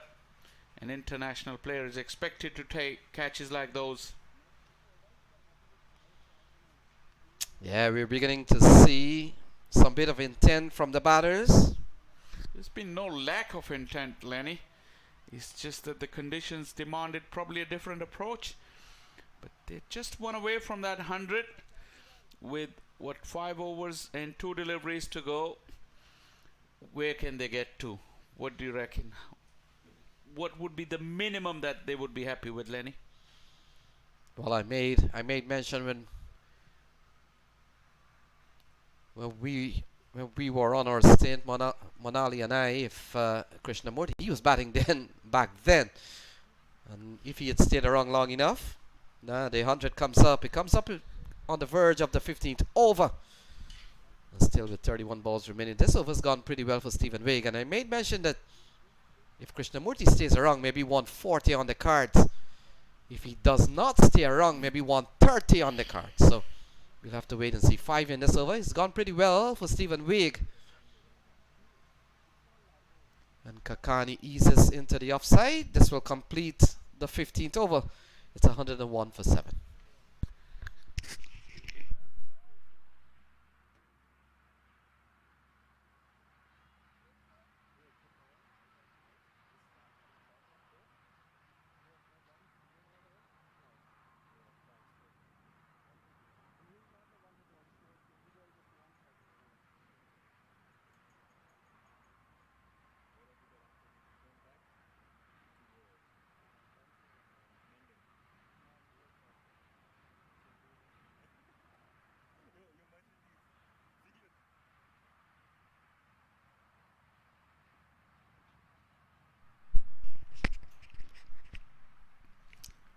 Five overs to go. Only 3 wickets standing. Last over yielded 6, all singles. A drop chance in there, which the Clarion Eagles will be glad for, because cannot afford to lose any more wickets.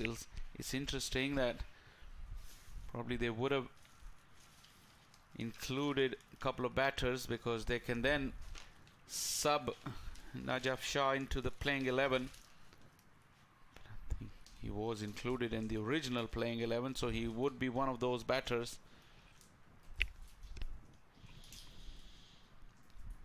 Yes, so Parikh will continue. And we come down to the last 5 overs. Shah Faisal, Kakani and Saidib Ganesh on a rebuilding mission for the time being. But the bowling has really been good for this Stars lineup. Shah Faisal. We saw 4 from Raj Nanan, but additionally, we've seen good spells from Stephen Wigg, Justin Dill, and this young man, Laksh Parikh. I thought Justin Dill bowled brilliantly. He was the only one that extracted a bit of seam movement, plenty of bounce because of his height as well. Very impressive spell in the middle. Yeah, cut away. Look, the effort from Justin Dill. He's all over the field. And even when he's not bowling left arm fast, what an effort from this man. 102 for 7.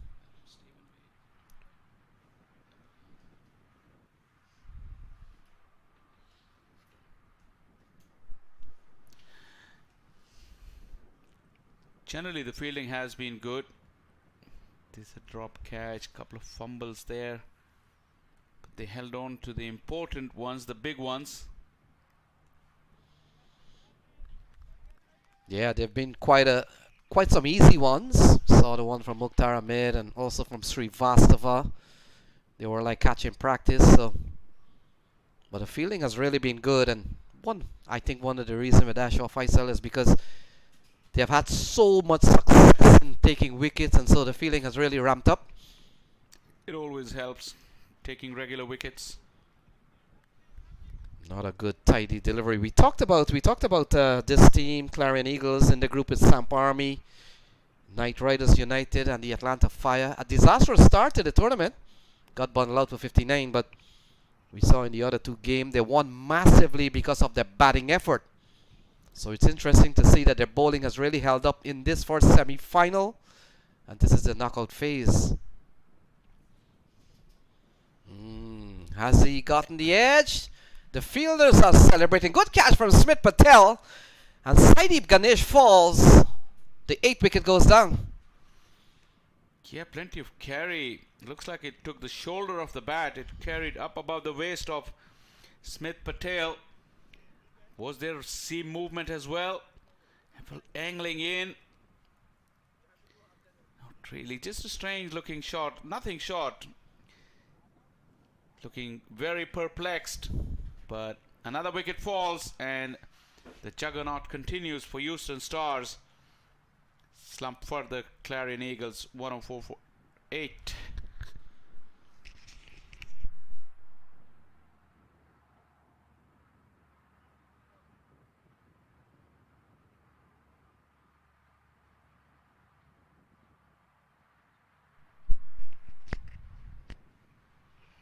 Ship is rocking.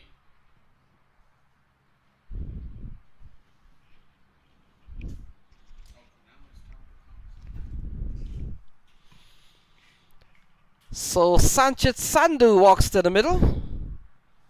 Satish has picked up one. We've got 25 balls to go. And it's trouble here for the Clarion Eagles. Haven't been sent in. How important is this toss, Shah Faisal? Well, it was made quite clear, even at the toss by both the captains, that how badly they wanted to win it. That only one could have done it.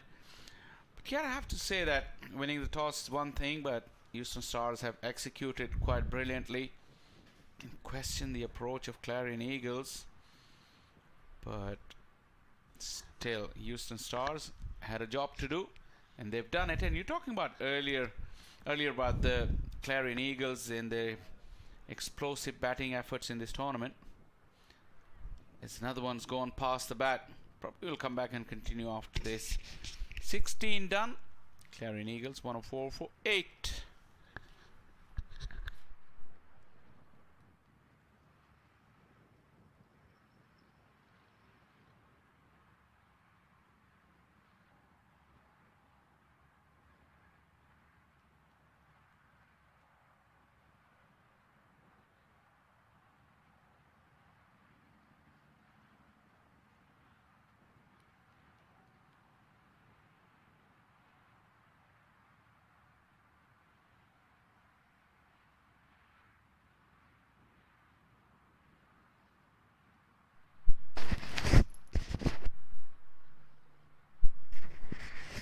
Sorry looking scorecard. Krishnamurthy top scoring. Mohammad Mohsin with a handy contribution. No partnerships after that. Mohsin and Krishnamurthy won.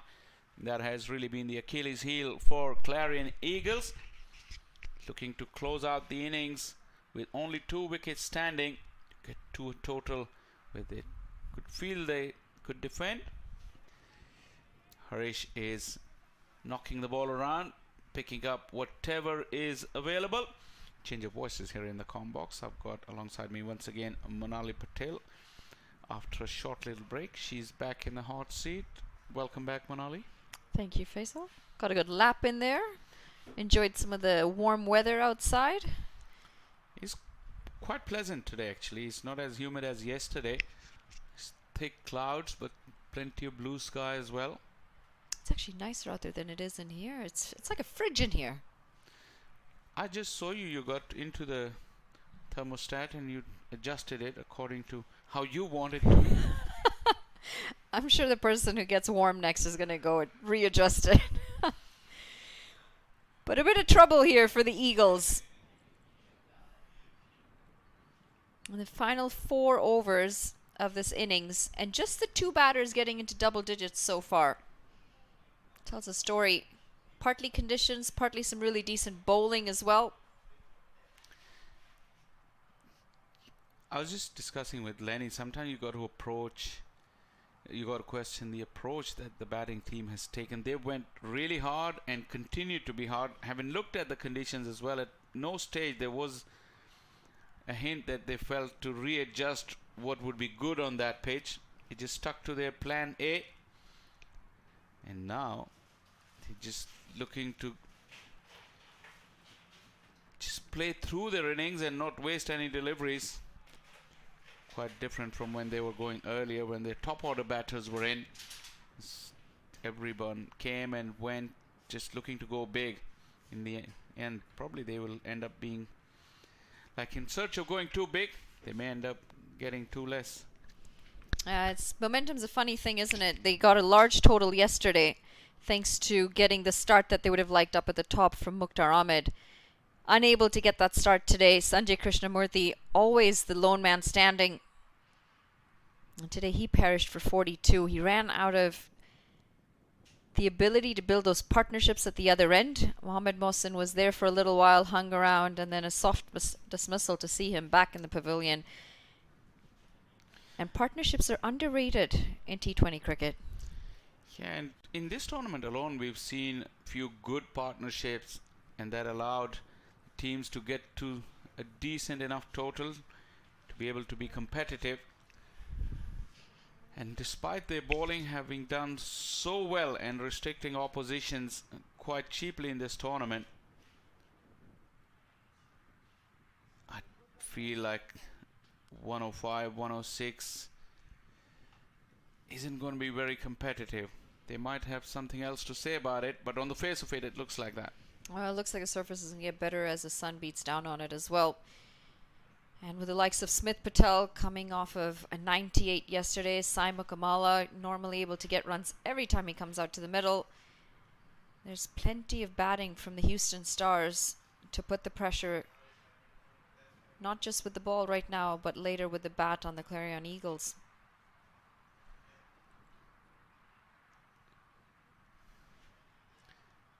He's bowled well, Stephen Wigg. As he closes the over with a single, just 19 runs coming off of his spell. 17 overs gone. It's 107 for 8.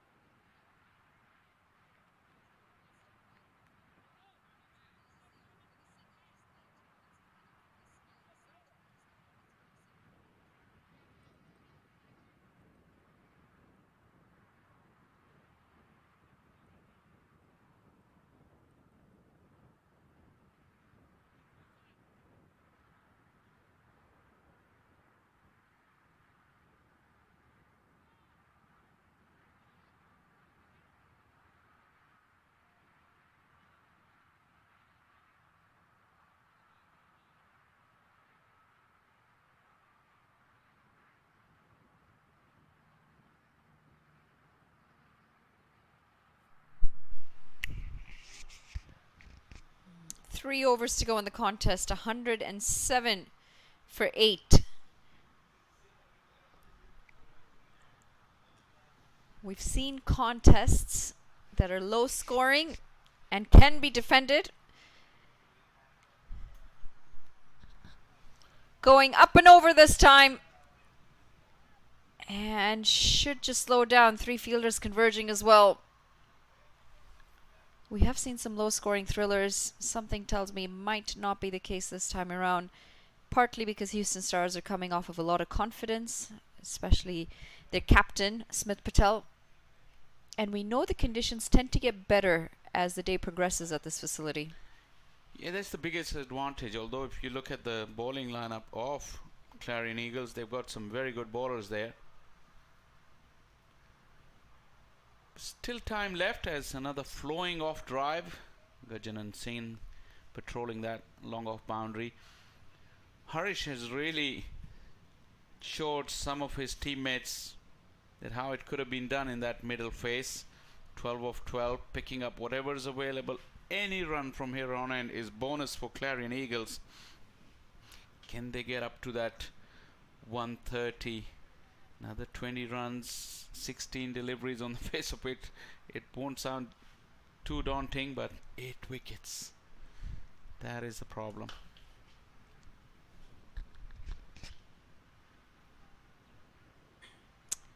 Thick outside edge. Scamper across for a single. And this is the issue when you're continually losing your wickets. You lose momentum. You never really get in a comfortable space. You got to give credit to the bowlers of Houston Stars. They've pegged away. Some of the dismissals have been really soft. Partly batters losing concentration. not executing well enough.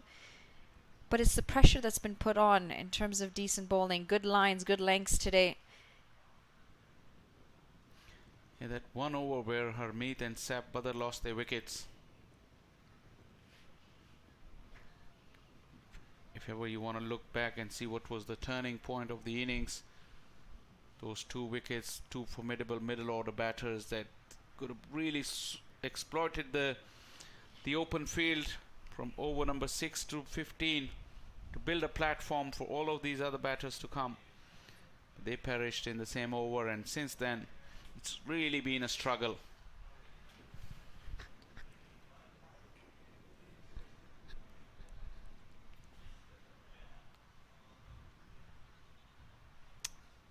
Short jab pull. The dealing in singles. This is where you're expecting that late push to come. Yeah, it was in the gap. I thought they could have got to the second run, but the running was not very intense. Still 6 off the over with 1 to go. You just feel the energy's dried out, hasn't it? The intent from the batters hasn't quite been there. And the intent doesn't have to be just the big hitting. Another misunderstanding. Both the batters were stuck in the middle of the pitch. A fumble allowed them to go through. Indecision. And that sums up the day for Clarion Eagles so far. 18 gone. 114 for 8.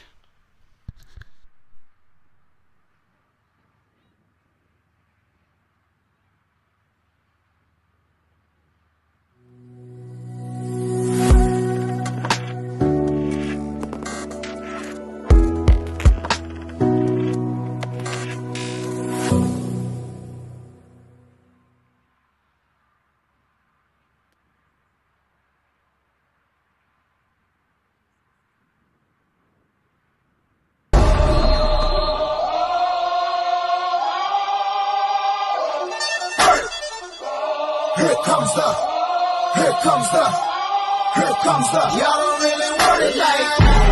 Here comes the.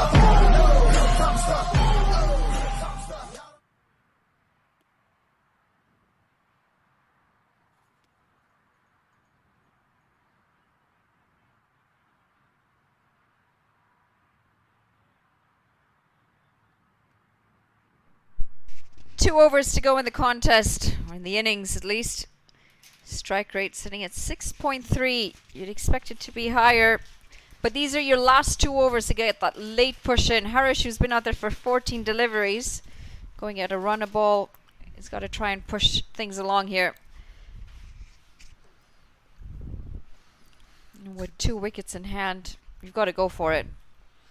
Well, I would think that he would be thinking to take it as deep as he can, because he cannot afford, he would want to go big, but he wouldn't want to get out with nothing left in the shed.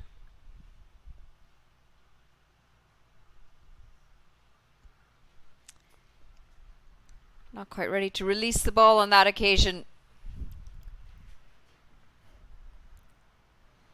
It's a long day for keepers who open the batting, eh? They field the entire innings, and it's a lot of squatting as a wicket keeper, and then to come right back and to open the batting. Sometimes you play through the innings. But lucky enough, it's just 20 overs. Imagine someone who had to do it for 50 overs, and there have been people who've done it in 50 overs in hot scorching conditions. With Test cricket, Adam Gilchrist. That's taking it to another level. Someone like Adam Gilchrist probably would have opened more in one-day cricket. Someone like Kumar Sangakkara. Yeah. Playing in Sri Lanka, hot and humid, then come out and open. Ooh.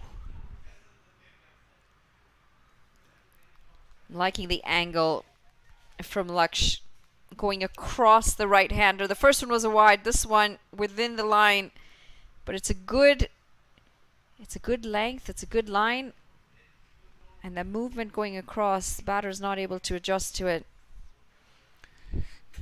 Got to be careful with that wide line as well. He's got a fielder at deep cover, which third is inside the ring. He's He's also got a cover and a mid-off on the fence. 2 straight this time. Should come back for 2. No, they settle for just the 1. In fact, this is disappointing from Harish. Yeah, the chances were there was going to be a 1.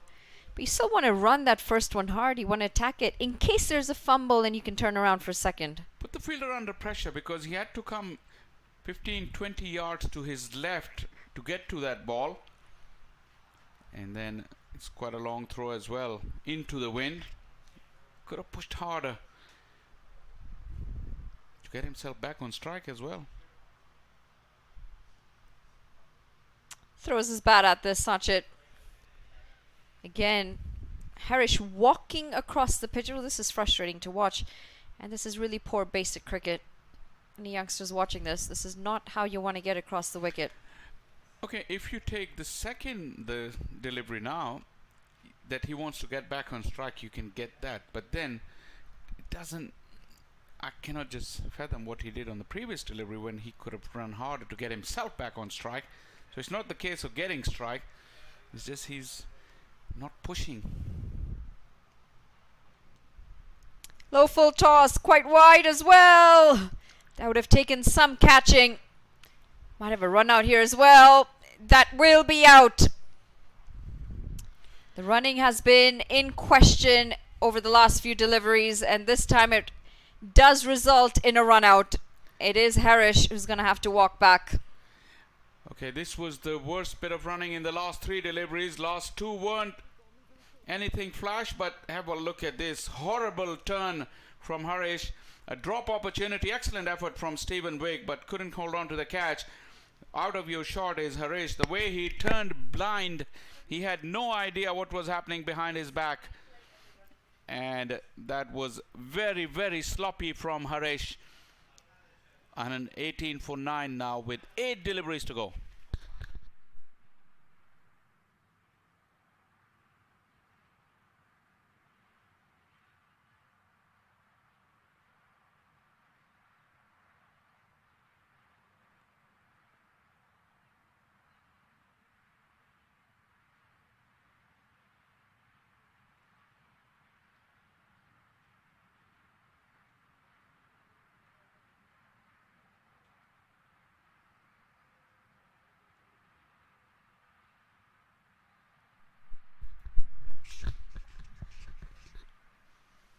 Well, the end of Harish, and it's the last wicket now for the Clarion Eagles. 118 for 9.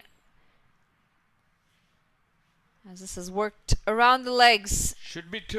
Oh. Or you got to feel for Sachin here. Or Abdullah, I should say. Picked up the single, wanted to turn around for the second, and now it's Sachin who's become the slow turner. That running between the wicket is such an underrated skill, and it's so important. Oh. It makes me mad as a former coach. You're more into coaching these days. We'll come back and touch on that. 119 for 9 with 1 to go.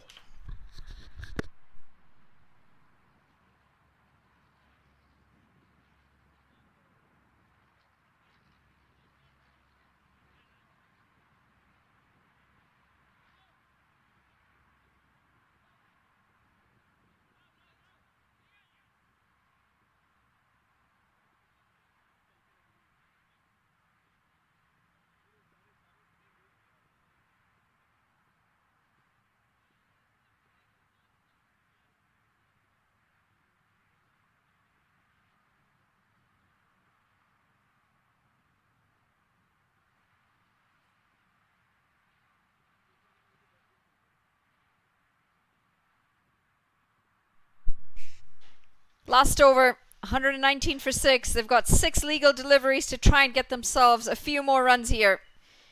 Try and push it to that 135 mark. It might give their bowlers a better chance when they come out here, the Eagles.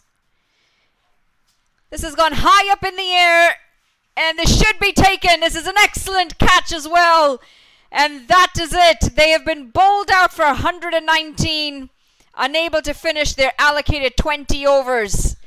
The Clarion Eagles, they'll be disappointed with this batting effort, but what a catch this is for this dismissal.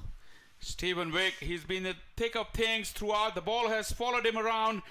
Have a look at him go, covered the ground, and then the final lunge coming up with the ball. Brilliant piece of fielding. He's been one of the standout fielders of the tournament in terms of the number of catches, and he has added a few today as well. None better than the last one. 119 all out. Sorry looking batting card. Krishnamurthy top scored with 42, but the middle order really didn't come to the party after Mohammad Mohsin was dismissed. No partnerships of any note, and then towards the end some sloppy out cricket meant that they missed out on their complete 20 overs, getting bowled out for 119. On credit to the bowlers, especially Stephen Wigg, not getting any wickets today, but very economical, created a lot of chances for his batting or his bowling partners. Rajanan, part of the wicket takers, with 4, just 21 runs coming off of his spell. Justin Dill picks up 2, as does Shreyan Satish. Just the 1 wicket for Parekh. Gajanan Singh, the only expensive bowler, didn't really get a second spell after his first 2 overs. All in all, a clinical performance with the ball for the Houston Stars as they limit their opposition to just 119 and bowl an out before their 20 allocated overs. When they come back, the Houston Stars have set themselves a target of 120 to win the semi-final. We're going to take a short break. When we come back, we'll have the chase.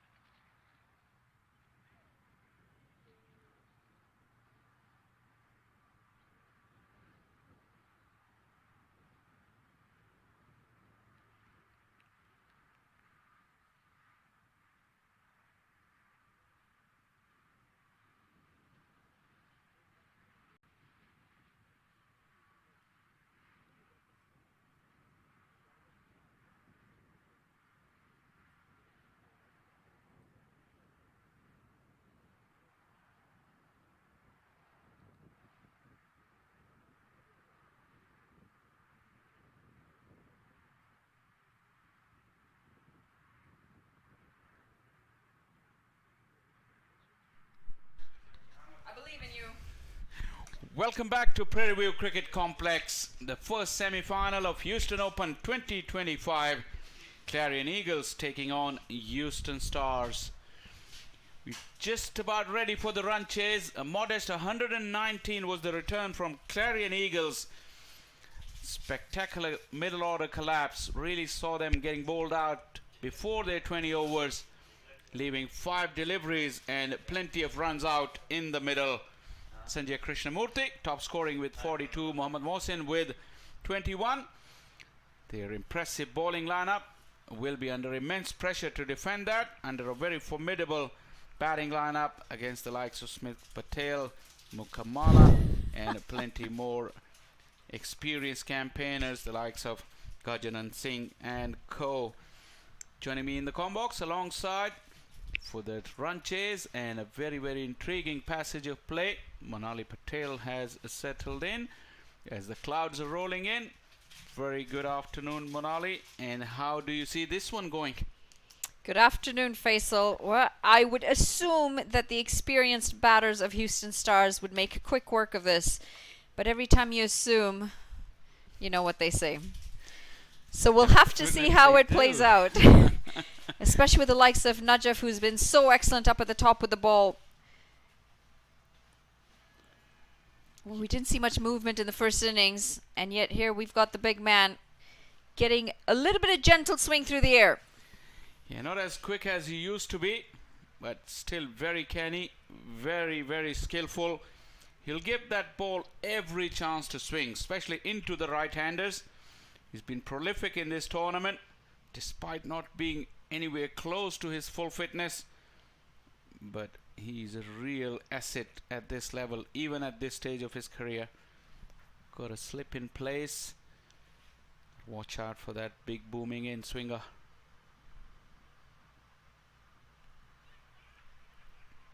Slight confusion. Good hustle there from Sanjay Krishnamurthy in the field. They've had to do that because they have to save every run to put these batters under pressure. Oh, you've got the likes of Smith Patel out there coming off of 98 yesterday. Saiteja Mukamala very handy with the bat. Can be daunting as a bowler knowing you're bowling to 2 experienced batters. But that's where Najaf comes in with all of his experience. Played a lot of top class cricket. And you'd think that between the experience that he has and the knowledge of the game, he'll feel fairly comfortable out there. He did mention being sore when we spoke to him earlier. It's a very tough game for fast bowlers, and consider the amount of overs under his belt through his long and illustrious career. Played 15 seasons of first class cricket. Just a brief international stint as well for him with the Pakistan national team.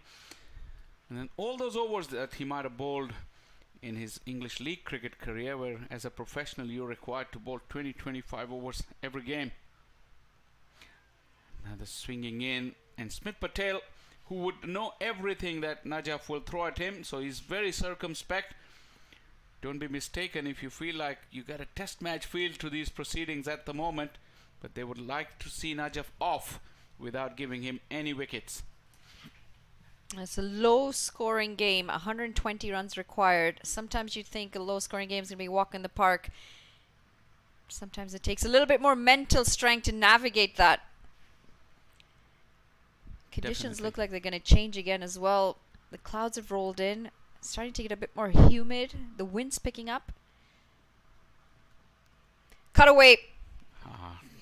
A little too short, and it's going to be the first runs off the bat. Smith Patel onto the back foot in a flash. Top shot that. For the first time in the over, Najaf was looking to angle that ball across, just slightly short and slightly wide. Not really a terrible delivery, but a really top quality shot. The angle allowed him the width, and he came down very hard on it. Good quality cricket. 1 done, 4 for none.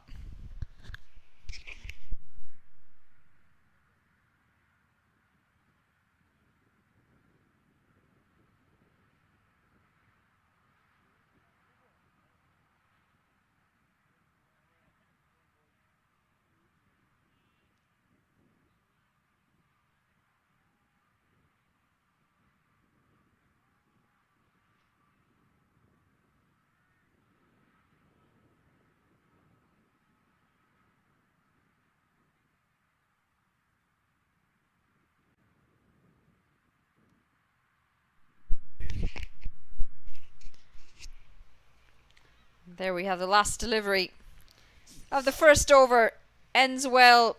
Najaf with a dot ball. Just the 4 runs coming off of it. 1 over gone. 4 for none.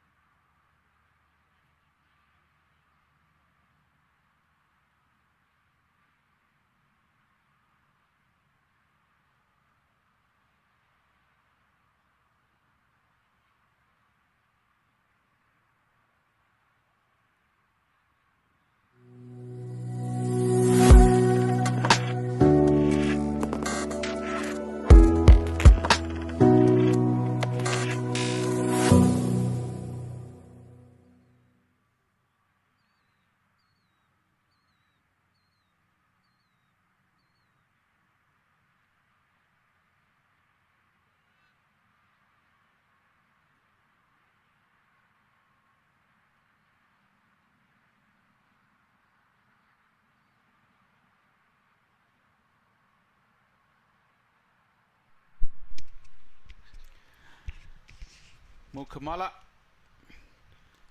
very talented batter. He's been very successful at the top level. He's really caused a stir.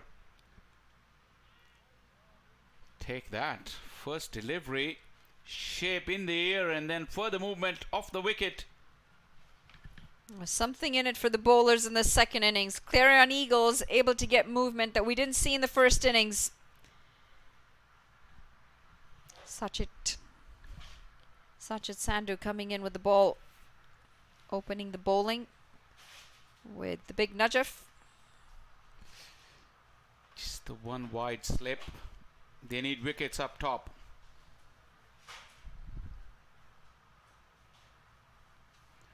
Flashy off the edge. It has run away. There was width on offer. Throwing the ball up to get that movement. He did get plenty, but he'll concede a boundary. Well, this is going to go down as a missed opportunity. Sachit Sandhu creating the opportunity, getting beautiful shape away from the right-hander. Up in the air a long time and completely misjudged. Right through the hands as it rolls away for 4 runs to add further insult to injury to the bowler. Poor fielding effort. When you're chasing or when you're defending such a low total, you've got to take these chances. Wow, unbelievable.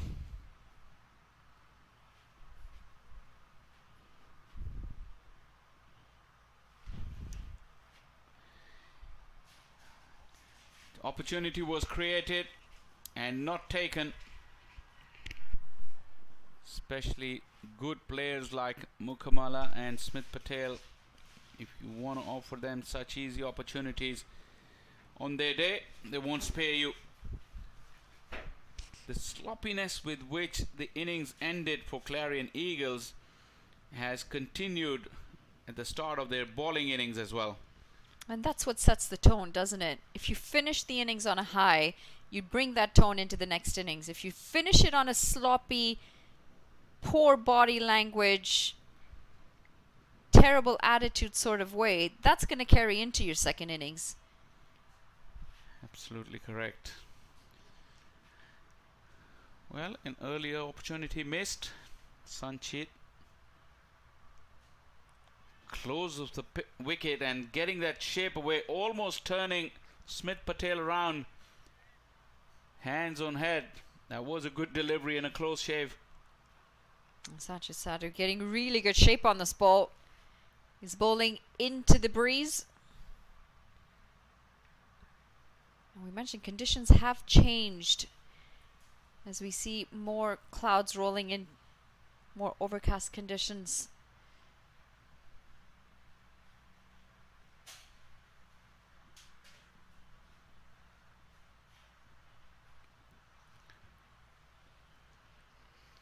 Smith Patel realizing he need to do something about it to disrupt Sandhu's line and length because of the shape he was getting, just advancing down the wicket, forcing Sanchit to pull his length back. You've played a lot of cricket in England. How did you navigate through the swing in England? Playing late was the key. But obviously with time games you have plenty of time to do that. In this format, got to really balance the attack and defense. Big shot, not big enough. It goes straight to the fielder. Sandeep taking an easy catch. And that's going to be the first wicket. Smith Patel will be very disappointed with himself. Unable to get his side over the line, unable to get some runs today. That is a big wicket. That should really give confidence to Clarion Eagles, because that hit the splice. And although Sandhu was getting the shape, this time he's pulled his length back, but Smith Patel could not time the pull shot. He's wondering what he should have done. That's for another day, mate. You gone, and the Stars are now 9 for 1.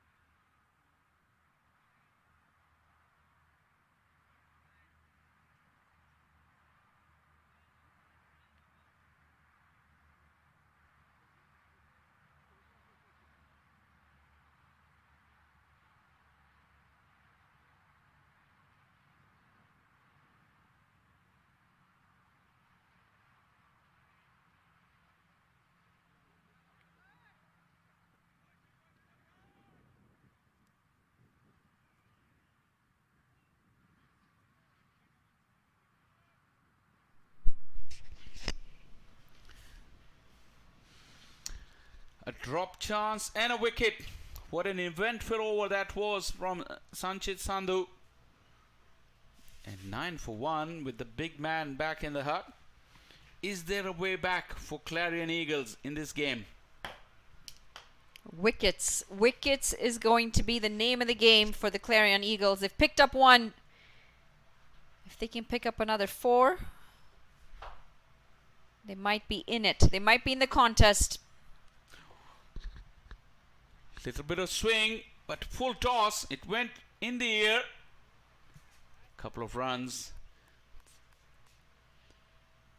Haven't seen much confidence from the 3 batters that we've seen so far, or 2 of them, because John Campbell will get to a strike in a minute. But that also was a very tentative prod of a full toss. Yeah, very hesitant. A drop chance for Mukamala, and you would think a lost opportunity to earn himself more runs.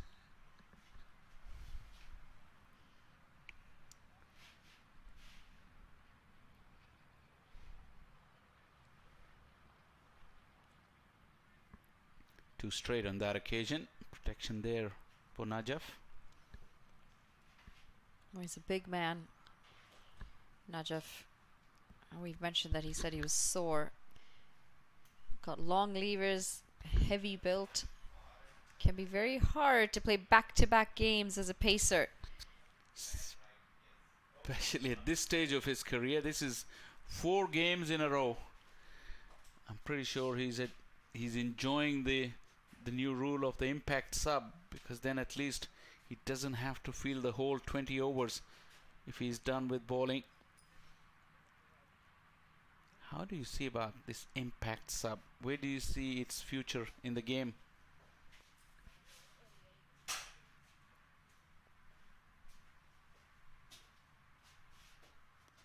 Picked up into the leg side. And it's going to go all the way for 6. Into the shipping containers, in fact, as that's bounced back in. It was shape on it, but it swung right into the middle of the bat of John Campbell. Really got hold of it. That's where Lenny was trying to hide. Luckily, that ball didn't hit him. Yeah, the impact sub is interesting, isn't it? We're seeing more and more of it. The IPL bringing it in. We've got the impact sub rule in this tournament as well. It's gone straight up. Mohsin, big man, got himself in a horrible position and a horrible knock to his head as well as he fell back. Well, this doesn't look good. This does not look good. I think he might have had a bit of a whiplash into his neck. He did roll back. Seemed to hit his head either on the ground or it might have been the ball as well, because the ball was not too far behind him when he landed. No. Well, he's missed the ball, thankfully. But that whiplash he's going to feel later on. Might have a really nasty headache later today. You know, we've been talking about warm-ups, Monali.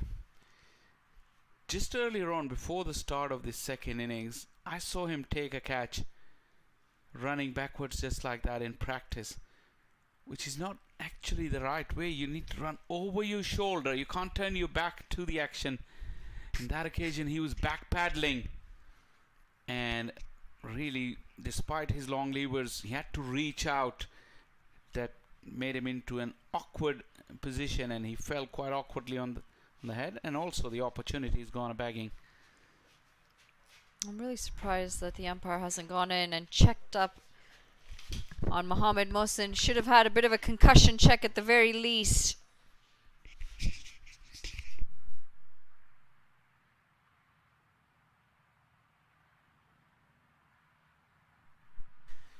Najaf Shah once again creating the opportunities, but John Campbell has made his intentions very, very clear.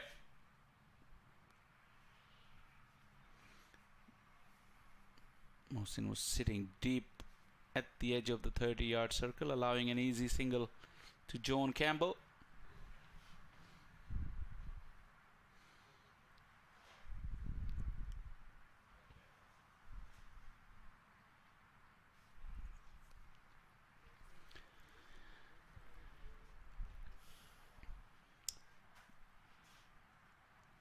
If Houston Stars are able to build a partnership here, that will kill the life after this game. For Clarion Eagles to remain interested, they need to keep picking up wickets at regular intervals. You'd have to say in the first 3 overs, they've created 3 opportunities and they have 1 wicket to show for it. Oh, what a beautiful delivery! It went between the bat and pad, it seemed, but the appeal is for leg before. It might have brushed the pad on its way. With the shape that Najaf is getting, line wouldn't have been an issue. Have a close look again. Well, this went mighty, mighty close. Able to get the ball to come back in. It seemed back in. Went over the stumps. Not really sure there was any pad on that whatsoever, but it did go right in between the arms of the batter and over the stumps. Excellent delivery to round off the third. It's 21 for 1.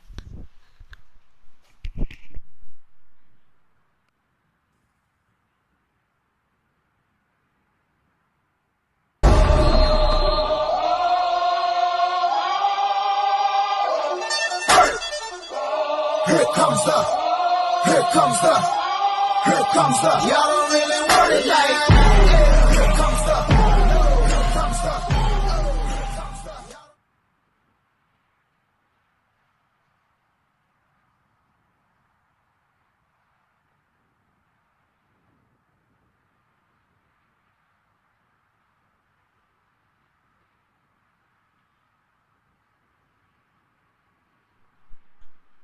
Well, drama on the final delivery of the last over. 21 for 1. Have a look at this again. Najaf Shah bringing the ball in, and Mukamala all at sea. Brush that back pad along the way, but bounce is always a problem with Najaf Shah because he's so tall.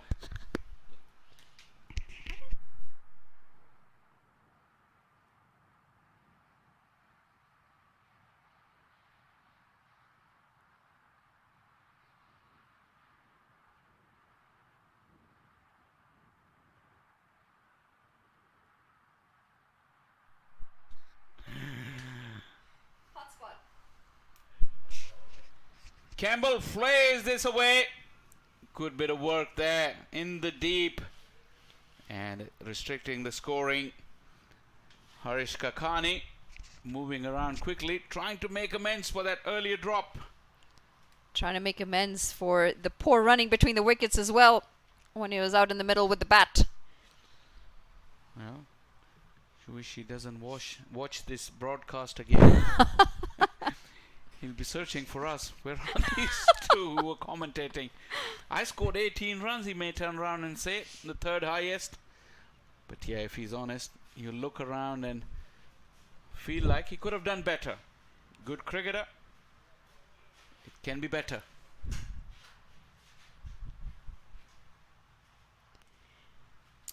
It's gone up in the air and over.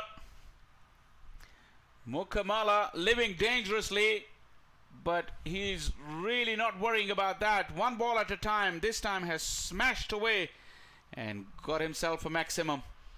You don't drop players like these. Saiteja Mukamala given a little bit of length. And he's on it on a flash as this is pulled away all the way for 6 runs. Wonder how many runs this is going to end up costing that early drop chance. Yeah, like you just said, good players, when they get opportunities, more often than not, they make full use of that. That is a beautiful delivery. Great shape on it. We've seen some wonderful bowling with the new ball. In this innings, the swing and seam that we expected in the morning never came. But in this innings, this was a beautifully bowled delivery. Sacha Sanders making the ball talk. Taking that away ever so slightly from the right-hander. He's got a smile on his face as well. Sometimes you can just laugh about it. Yeah, the key was the length though. He put it right up there. Allowed the ball to swing, and it did swing. And the flash and a miss. Living by the sword, Sajid Mukamala. He's really throwing his bat at it. He's gotten some off the middle, but he's been lucky on other occasions. Apart from the 6 that was hit, the last 2 deliveries have been excellent. One a bit straighter, drawing the batter forward. The second one moving that line just wide of it, getting the batter to fish. You'd expect there might be an edge coming. There's a slip in place for it as well. Again shot, again punished. Sandhu would have to learn that this is not the length to bowl. He's really put Mukamala under pressure, but he let loose with 2 short deliveries and 2 beautifully played pull shots. 2 straight. Just two straight this time, Sandhu. Saiteja Mukamala again helping it all the way. In fact, it's smashed right onto that green container that we're in. The media center container. It's a good thing it's built with some metal, heavy duty metal. Absolutely. Heavy firing coming in our direction. There have been quite a few in the tournament that have come in this direction. Yesterday, Mukhtar hit 1. That was a fearsome blow. But yeah, this ultra aggressive approach, Houston Stars have gotten away with it. They've given opportunities but not taken, so that can go pear-shaped really quickly for Clarion Eagles. 34 for 1 inside 4 overs.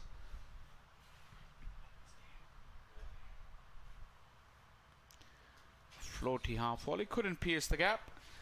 4 done, 34 for 1.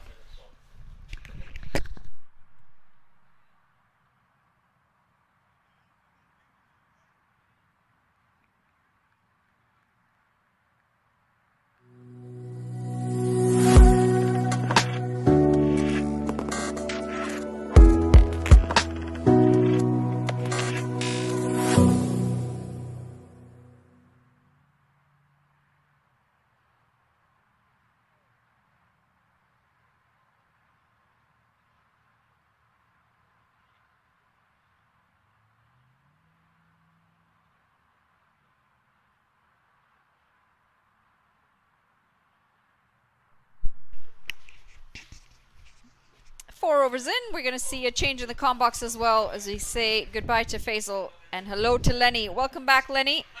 Thank you, Manali. The campaign is on to see who will be one of the finalists. Couple of semi-finals still to come. Atlanta takes on Mustang when that match happens. But for now, Harish Kakani given the ball, and always tough to defend a 86 from 96 ball. Mukamala and John Campbell has been solid. Well, the sixes are blowing them right out of the water. Clarion Eagles, just the 1 wicket early on. They've created chances that have gone down. And with a target of just 120, they only need 86 more here. The Stars. Direct hit, no need, as the batter was in. Yeah, you look at John Campbell, Manali. He holds a record at a one international level, along with Shai Hope from the West Indies. They have the highest opening stand in one international, 365. Both of the batsmen getting over 150. It has never happened in ODI cricket. John Campbell, he's here, he's batting well. He, along with Shai Hope, holds that record against Ireland. Oh, he's 11 off 5 today, and nowhere in a tough situation, as the side are cruising along at 8.4 runs and over. Required rate well before that, or below that. Where is the wicket coming from, Lenny? You know these players, you know these bowlers. We haven't seen Harmeet Singh bowl very often. You think he might get a ball today? Well, we've seen all seamers and fast bowlers so far. Yeah, the Eagles have relied a lot on Sandhu. Sandhu has been good in the series with over 6 wickets, or just about 6 wickets. We haven't seen Krishnamurti. We haven't seen, as you mentioned, Harmeet Singh. And then later on, you never know, we could see a little bit of Mohammad Mohsin. He's a top spinner. Yeah, but I'm kind of surprised myself that we haven't seen spinners getting involved.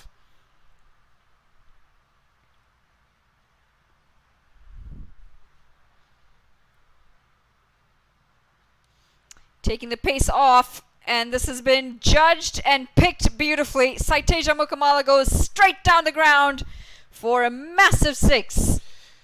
Yeah, that's his third. We saw a couple in the last over that went on to the roof of the media production team. And look at this one. This one is another straight one. Can't bowl there to Mukamala, but there's a lot of places you can't bowl to Saiteja Mukamala. He's been in ripping form if you followed what happened in Cayman Islands. So Mukamala has struck another 6. Oh, he's been in form for quite some time as well. He continues to score runs. Doesn't matter who he's playing for. Another one to watch for in USA cricket. Might be a short while as they try and find that ball. The clouds are starting to roll in as we speak of all the rain that we haven't had so far. There is a lot of rain forecasted in the next couple of hours. In fact, it's supposed to be thunder showers, and you can just sense it in the air. It's starting to get very heavy out there. Yeah, one of the things batters are inclined to approach games in which rain is in the offing is to try to stay ahead, at least for the first 6 overs, which constitute a T20 game. And so with that in mind, I'm not surprised that I've seen John Campbell and Mukamala with 3 6s so far have tried to stay ahead. And with 41 on the board and just about 4.5 runs and over, not a big score to chase. So although we don't have the DLS calculations in front of us over by over, I want to think that they're ahead at this point. Especially with just the 1 wicket down, you'd assume that they're well ahead. Yeah, when you look at the opposing team at the end of 6, they were batting at 36 for 3, 36 for 2. So essentially, word probably has already gone out to Mukamala and John Campbell. They played so many T20 matches. They play in adverse conditions, inclement weather, and they know what they need to do to stay ahead.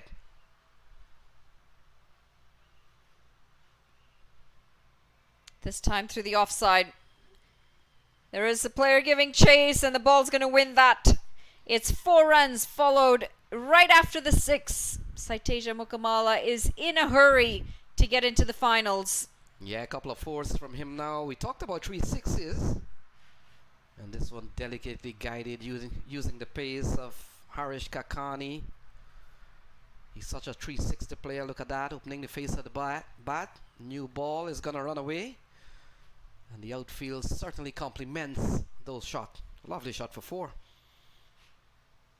11 runs already off this over, turning out to be a big one. 2 straight. Picked off the pads. Giving chase. And he does well. Yeah, he looks like the captain, Mohammed Mohsin, not too long ago had a... Well, might not have been him, but had a fall in the last over. But free-flowing Mukamala picks up a couple of runs. And one of the things Manali teams will probably do, one of the things teams will probably do, try to stall the game a little bit and make sure 6 overs are not bowled. But that's going to be tough to do. Swing and a miss, just outside the off-stump line. John Campbell is going to finish the over with a dot. 5 overs gone, 47 for 1.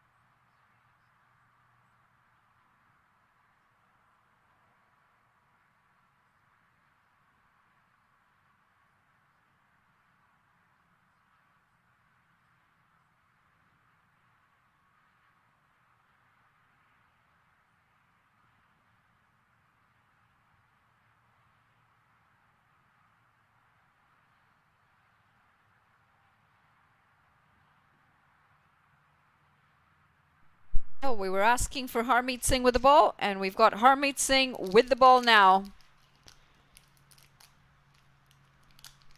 Very handy spinner. Creates a lot of chances, able to get a lot of turn.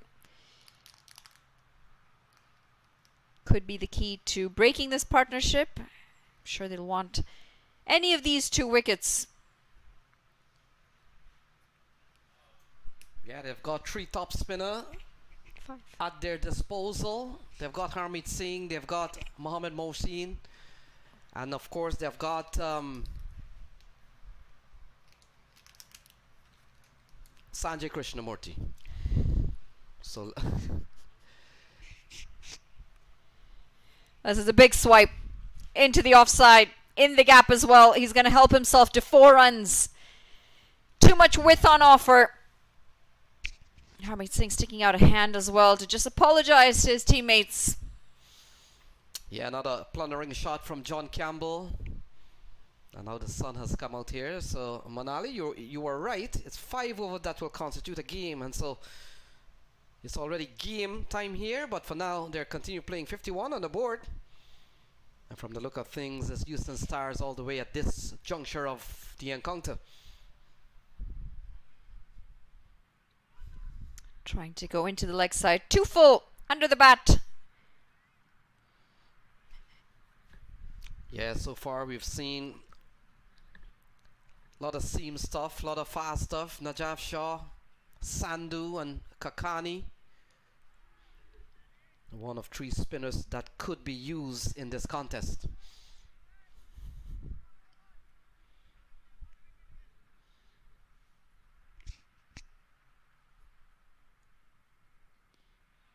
Too short. 2 straight. And too many 4s in the over. Yeah, a couple of 4s in this over off the bat of John Campbell. And he continues to be very fluent along with Mukamala. This one sliding down the leg side for all the reason. And look at that, short off the back foot, and John Campbell helping himself to a very good knock this afternoon. Well, he's struggling with a shoulder injury as well, Harmeet Singh. One of the reasons why he's not bowled in the tournament.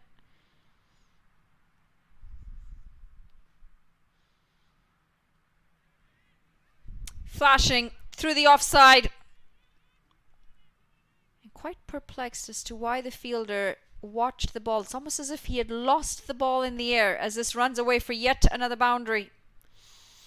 Yeah, 3-4 in this over. And John Campbell, from the minute he came in, Manali looked quite positive. Yeah, kind of surprised. He may not have picked it up, Harsh Kakani. And in the end, 3-4 in this over. Not a good one here from Harmeet Singh. Stars marches on.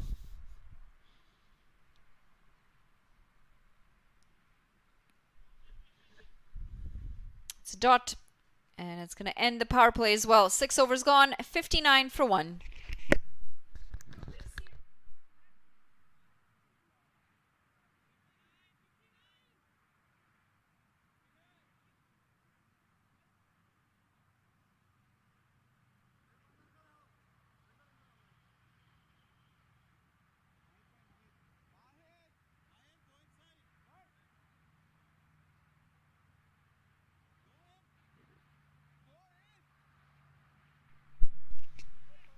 Well, sometimes as athletes, as players, you have days that you want to forget. And for Harish Kakani, he's having one of those. Take a look at this fielding effort. Ball sailing. He's thinking that the fielder at point is going to go for it. Watching his fielder instead of making the run, judging the ball and chasing it earlier. Might still have gotten to the boundary, but certainly allowed for it to get to the boundary before he actually realized that the ball was sailing over his head.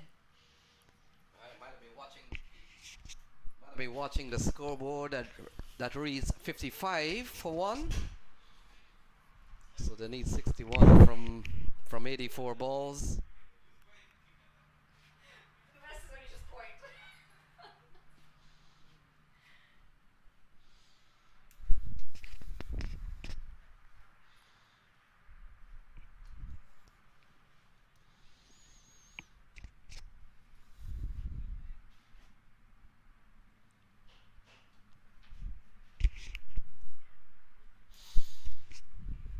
Harish Kakani is going to come in for his second over.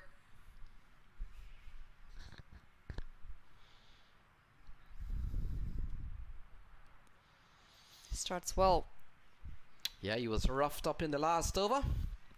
Saw a couple of soaring sixes of the batter John Campbell and Manali. The only paltry score that held up was on was it on opening day or it might have been the second day, and it involved the Clarion Eagles team. They were chasing 109 from the fire, and they got bundled out for 59. So that's the only low score in this tournament that's really held up. Can this one do that? It's a big swing. It's bottom edge. He's had no idea where the ball went after he hit it. Saiteja Mukamala, but they'll pick up a single. Something tells me we're not going to be in the same sort of contest as we did the other day. So the 50 partnership comes up between Mukamala and John Campbell, and it's really come up in quick time. Manali it's come up in just 27 balls, so they've really gone well, and Mukamala and John Campbell has really stamped their authority on this game. Not a big score to chase, but we saw the fall of Smith Patel and thought it could have been an opening for the Clarion Eagles, but this partnership is dispelling all the possibility that Houston Stars are going to be on their way.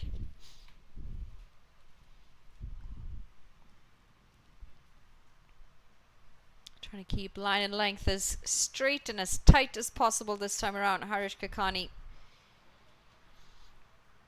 Yeah, when you look at John Campbell, didn't get much runs in this series, was out for a duck in one game, 8-10, and got 32 in the last game.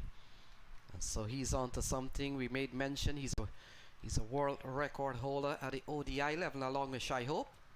150 for both batsmen. 365 opening partnership at the one international level. Mukamala has got a 44 in this series, so looking good. 51 run partnership.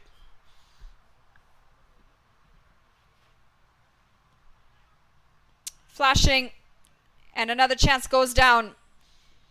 Fielder at backward point should have pouched that one. Looks like it's going to go down as yet another drop catch. is the experienced Harmeet Singh. Yeah, Harmeet Singh moving to his left. Got a bit low on him, but you'd expect a player of his caliber. International player Harmeet Singh, and he's one of the top fielder for the US team. Should have gobbled that up. In the meantime, we come down to 59 to win from 80 balls.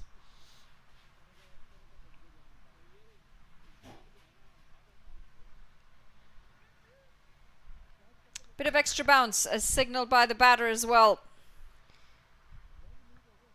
Hitting the deck a little bit harder on that occasion. The seam. Yeah, Harsh Kakani, along with the other seamer. We've seen a good tournament for Sandhu. I know he was given the new ball along with Najaf Shaw, but you needed a couple of wickets at the top of the order before the power play. A couple of wickets would have made it interesting. This is smashed down the ground. It's got some power. And the fielder does very well in the deep. Mohammad Mohsin in the deep. He's diving around, throwing himself around, despite the whiplash he's picked up earlier. It's the end of 7. 63 for 1.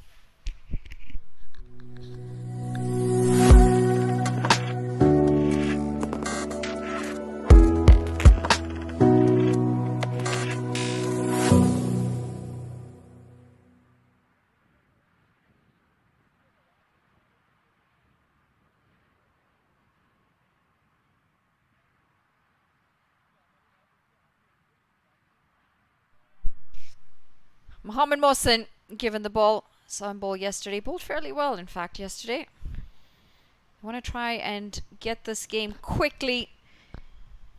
Get a win quickly, Houston Stars. I know there's a lot of rain coming. It's coming soon as well, according to the radar. 99% chance of rain, thunder showers. Yeah, we've got the second semi-final also already decided. Atlanta Fire will take on Mustangs. So Mohammad Mohsin has been given the ball, and one of 3 spinners. We haven't seen Sanjay Krishnamurti. When you look around the country, Manali, some of the right-arm leggies around, Zia Shazad, Yasser Mohammed, they're all in this tournament.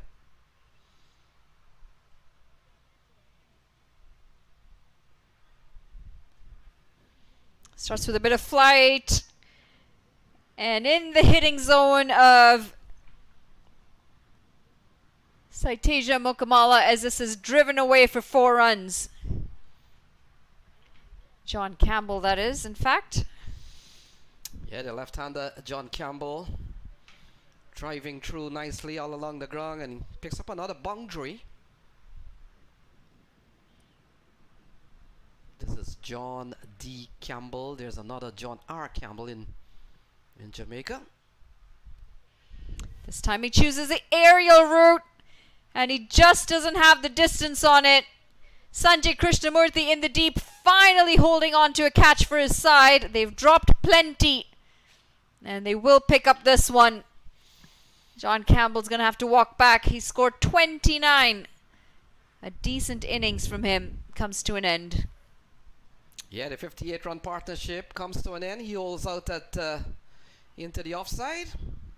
Good catching from Sanjay Krishnamurti. We talked about some of the tally of catches from fielder. Krishnamurti is up there. 67 for 2 as John Campbell goes.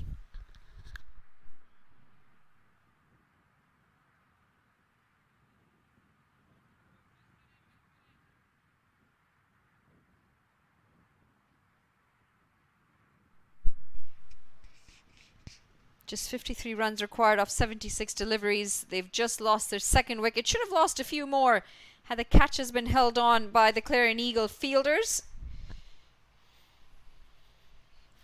This is the last wicket to go. John Campbell.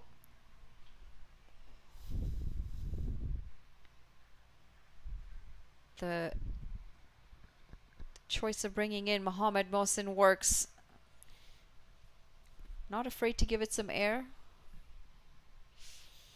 Yeah, that's one of the things they tell you when you are learning the art of spin bowling. Don't be afraid to flight the ball. It's one of the attributes of spin bowling, Manali, of course, is to flight the ball, get some drift, use the conditions. If you're a big turner, not everybody get big turn. Pranav Chattopadhyay comes to the middle, 53 to win.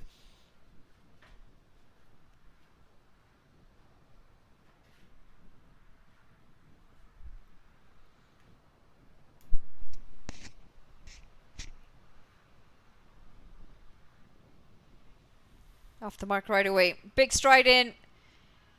He should pick up 2 runs. Yeah, a couple of runs for the young Pranav Chattopadhyay. And now that brings the equation down to just about 51 to win. The question is, can Clarion Eagles get a couple of wickets and make it quite interesting?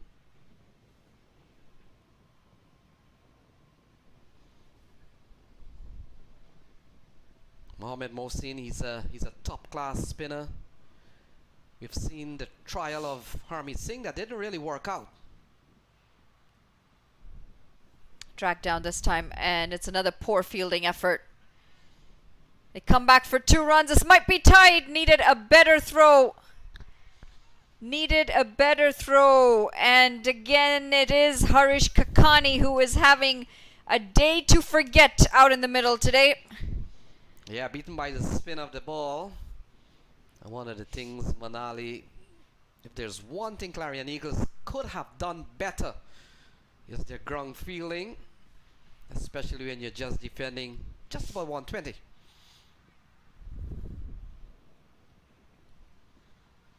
It's a single to end the 8th. It's 72 for 2.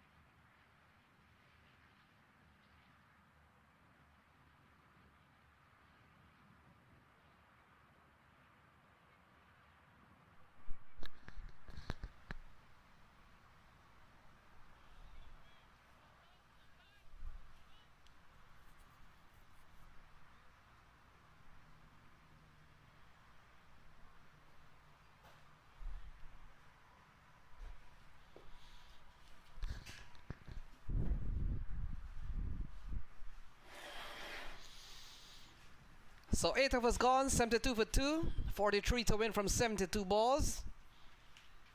Not a bowling change as we welcome Shaw Faisal into the box. Shaw Faisal, Houston Stars, doing well. Doing very well. They had a fair bit of help from the fielders of Clarion Eagles. Plenty of opportunities. Harish Kakani is having a nightmare of a day. And a couple of other drop chances as well. Mohsin had a half an opportunity. Harmeet Singh in your picture also had an opportunity.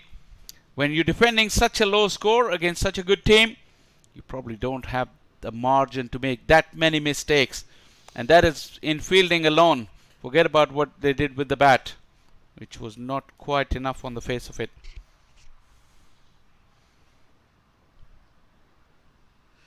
So that ball will be signaled here, new bowler. Yes, Shaw Faisal, you're right on that. At least one thing that the Clarion Eagles could have done better is their ground feeling to apply some bit of pressure from the free-flowing Saiteja Mukamala, John Campbell.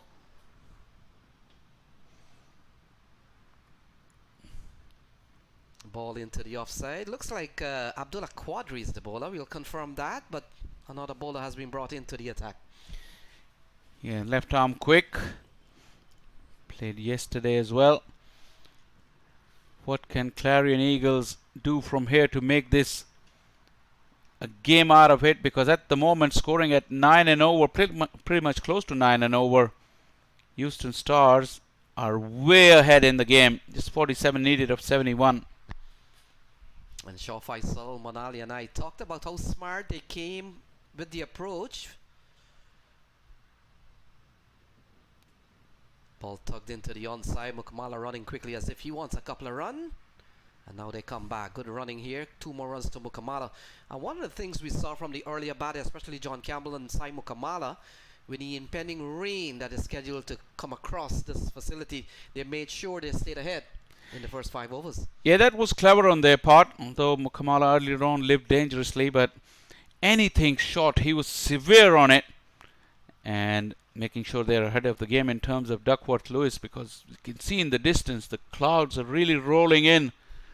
There are forecasts of some nasty weather just a little bit later on. Magnificent catch from the fielder. And Mukamala goes 75 for 3. Saif Badar comes up with a good catch and a wicket falls. Well, the captain shows the way. This was absolutely spectacular. Saif Badar is a very, very tall lad, and he had to use all of his height and athleticism because that was away to his left. He had to leap in the air and take that catch, angling away. Look at that. This is right out of the top drawer in any level of cricket. Take a bow, Saif Badar. Is there another twist in this tale? Mukamala finally departs after playing a handy knock. Houston Stars are 75 for 3.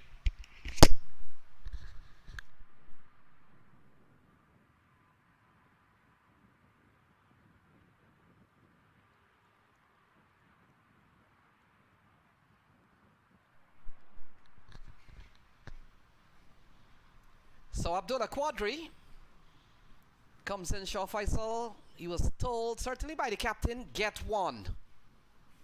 We're banking on you to get one, and he did that. And I will help you. So Sriyan Satish, it looks like, is the man next in. We'll wait for that confirmation on the scorecard. But the fact is, Houston Stars, they are 45 runs away from an appearance in a Houston Open final. Worth having another look. This catch. Soft landing as well. Not to his natural side, but Saif Badar grabbing an absolute beauty there. Yeah, the final, it's very tempting. The price on the offer. Abdullah Qadri homing in on those stumps. Just thick inside half of the bat. Lucky to get something on it because it was right heading towards the middle stump. So Sriyan Satish along with Pranav Chattopadhyay. We talked about this bowling attack. Abdullah Quadri, the spinners Harmeet Singh, Mohammed Mohsin. We haven't seen Krishnamurti yet. We've seen Najaf Shah and Sandhu, who has been good in the series. They need someone to do what we saw from Raj Nanan. 4-wicket haul for Raj Nanan.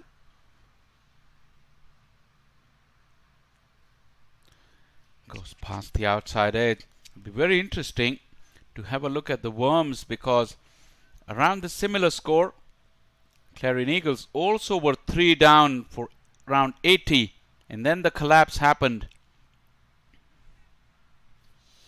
Yeah, Shaw Faisal, you're absolutely correct in that. Your math is very sharp. They were 76 for 3, so yeah, you're right on that. Similar position. No time, they were 6 down before they got up to 100, probably 7. So there is little hope for the Eagles. Oh, balled him. Oh, it went close. I won't blame you, Lenny, for calling that because I don't know how did that miss the off stump. This was so close. Definitely went through. But unlucky for Eagles. It missed the stumps by a whisker. So on target, look at them. Wow. Even Ooh. Pranav Chattopadhyay looked back just to make sure that the timbers are not disturbed. 9 gone, 76 for 3.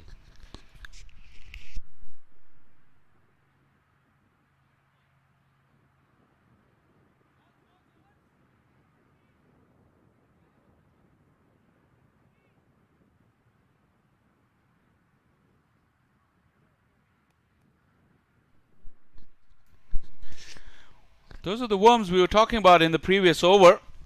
It's dipping and the wickets continue to fall. It will dip, but not much in it at that stage. But look at how regularly the wickets fell after that for the Eagles. 3, 4, 5, 6 wickets in the remaining 9.5 overs. That really killed the life out of that innings. So Mohsin will continue. First over went for 9. Picked up the wicket of John Campbell. Playing a miss. So interesting stage of the match here. Shah Faisal, 2 new batters in the middle. Chattapaliam and Satesh. Interesting to see if Mohammad Mohsin can repeat what Rajnanan then did at that stage when he took Harmeet and Sab Badr out within a couple of deliveries. Maybe more impressively, we can replicate something close to what we saw Sunny Patel did on second day of competition Against this very team. So they will have fresh memories of that. But I was kind of surprised, Shah Faisal, that Mohammad Mohsin took some time before the first spinner was introduced, and that was in the 6th over. Already they had gone up to 59 for 1. Oh, tantalizingly close. He lost all the shape on it. Pranav was reaching out for it with one hand in the end. Lucky it didn't carry to the fielder. And we did see one chance put down by Harmeet Singh off the bat of Mukamala. Mukamala is gone, but it's those little things that could have put some pressure. Flicked into the onside again, and runs coming by single now. They need 41 to get into the final. Asking rate just about 4 runs and over. Once again, I draw back to the comparison between the two innings. It's just so funny that if you look at the body language of Clarion Eagles, I wonder if they remember what happened to them and do they believe as much. And what I did not see, I know this is not like a lower level of competition, but you know when we played Shah Faisal, as soon as you make a misfield in one field, captain, you're moved. Well, I've seen that happen at the top level too. Ball driven straight on the ground. Runs here for Chattapaliam. In fact, they'll settle for 1. And so the 10th over comes to a close. It's 80 for 3.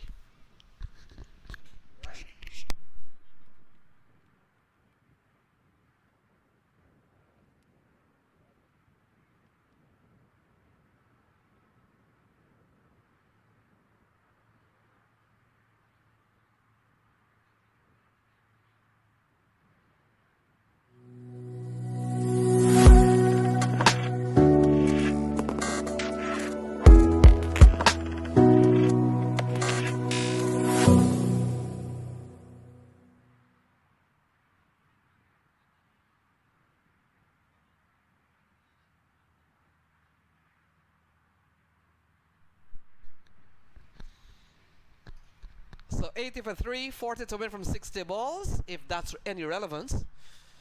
And now they come to the toughest part of probably trying on the field to get 7 wickets here. Shah Faisal. Abdullah Quadri will continue. He really had a close shave, Abdullah Qadri, towards the back end of his over. Pulled away. That's a lovely shot from Pranav Chattapaliam. And he's only picked up 1, or has he gone away for 4? Just 1. a single off the glove. Really couldn't get hold of it properly. Yeah, it's always going to be difficult asking your bowler to work over time to defend 119 Shah Faisal when the batting certainly has not showed up. Absolutely, and considering that they got off to a platform. I mean, everybody at the toss was so skeptical about the wicket, but the first 10 overs really didn't do any damage to the batting lineup of Clarion Eagles, so they have only themselves to blame for what happened afterwards. But they'll be happy if they can do exactly the same to the opposition. I'm not sure that Houston Stars will want to let it happen to them, because they can see that the final, the big prize, is on the line, and they've gone 2/3 of the way into achieving that. 81 achieved out of 120 needed.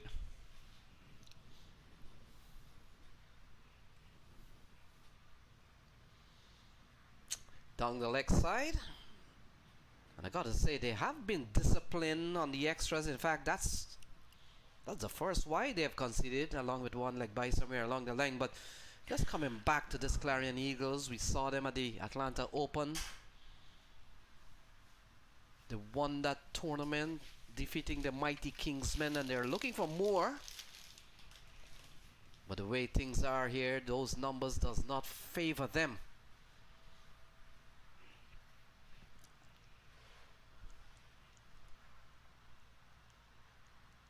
Oh, that's a good delivery, big appeal. Umpire Myron James says out, and Sriyan Satesh is gone.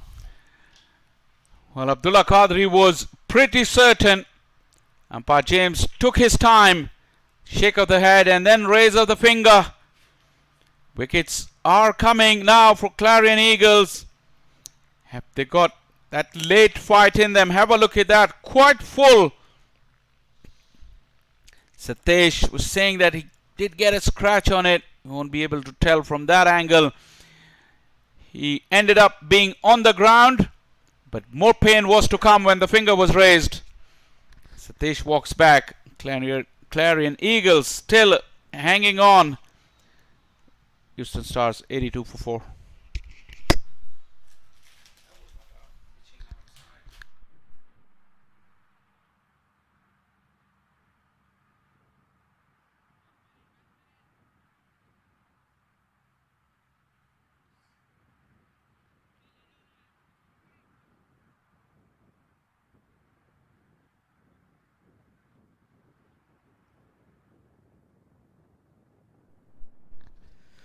So it looks like Justin Deal walks to the middle, still 38 to win. Abdullah Qadri, Shah Faisal has picked up a couple of wickets. And can he make a difference here with 38 to go? Well, he's really come on and got 2 wickets in 2 overs, in 8 deliveries in fact. Came close on one more occasion as well. Is he going to make the difference? Obviously, Clarion Eagles will think that and hope that. Although Justin Dill is very calm, handy with the bat. It's all about pressure. Who handles the pressure better from here will go over the line.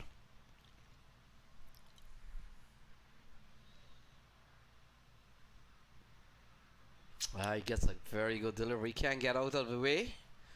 Can't find a shot for the ball and can't get out of the way. Good ball.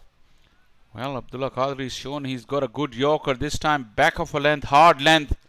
And seam movement as well, as Justin Dill got cramped. The ball followed him. And like you rightly said, he had no way to get out of it.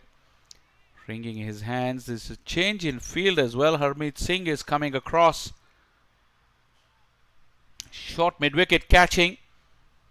Trying to see if Justin Dill can lose balance and hit one in the air in that direction. Oh, cracked away through the offside. And Justin Dill makes a great comeback. That has gone away for 4. Yeah, got on top of the bounce beautifully. Left arm over angle, provided him with that width.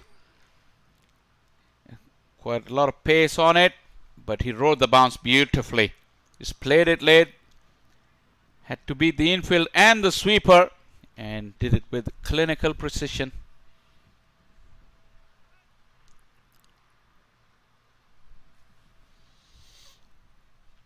So 34 to win. This over's gone for 6.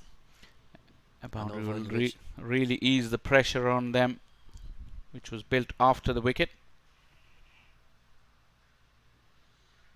Yeah, guided away. Easy single here and brings Pranav Chattopadhyay on strike. Still batting to come. Gajanan Singh, Raj Nanan, Stephen Wigg. We know they are capable batters. Another wicket or so could be prove quite interesting. Still 33 to win. See if Abdullah Qadri will go for that Yorker that he almost got Pranab with just a couple of overs ago, towards the back end of his last over. So Chattapalian got a 34, got a 16. And we come down to the 11th over here is Abdullah Qadri, and ball lost by the keeper momentarily, but that completes over number 11. So 11 gone, it's 87 for 4.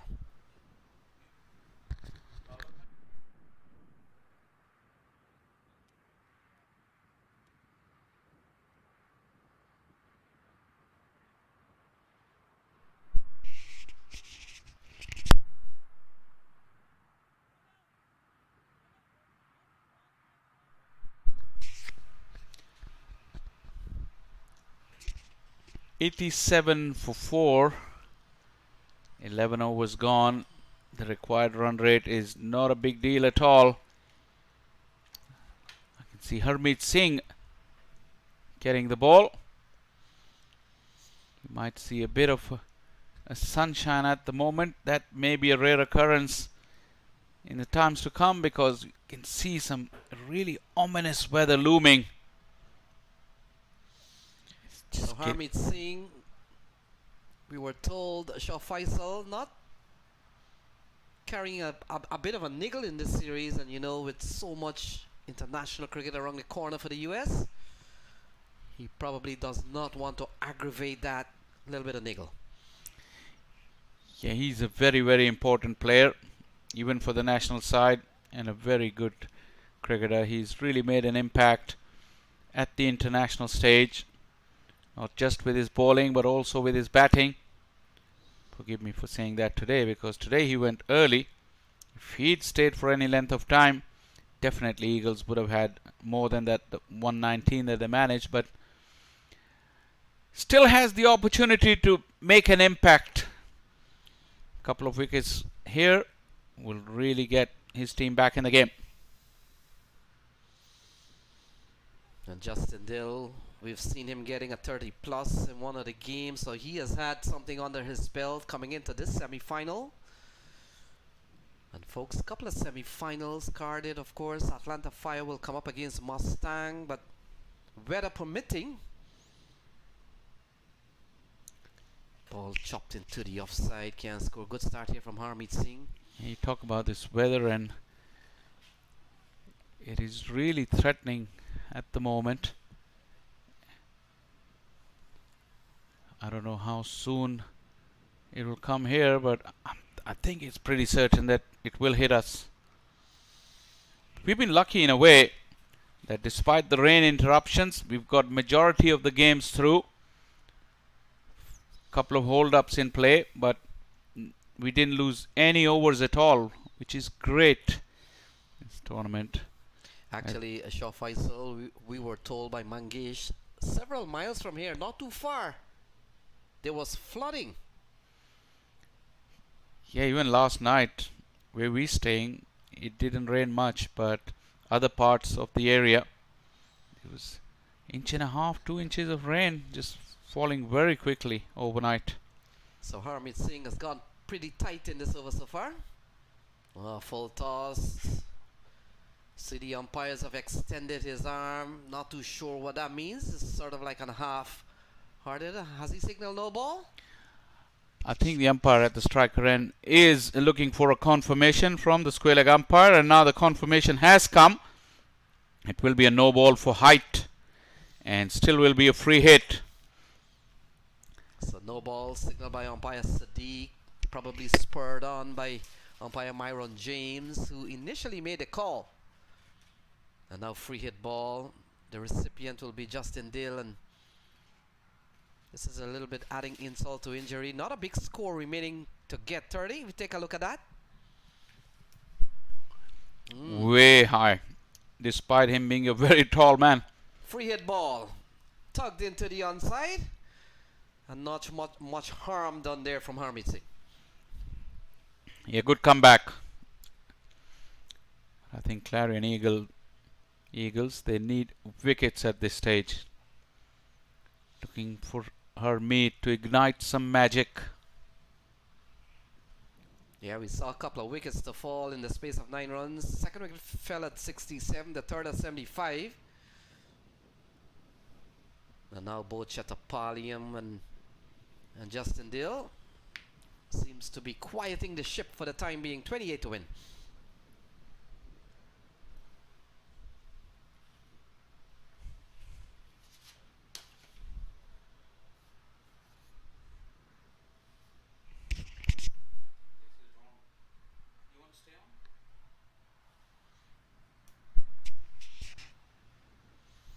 So ball into the offside. 12 gone, Shaw Faisal. It's 93 for 4.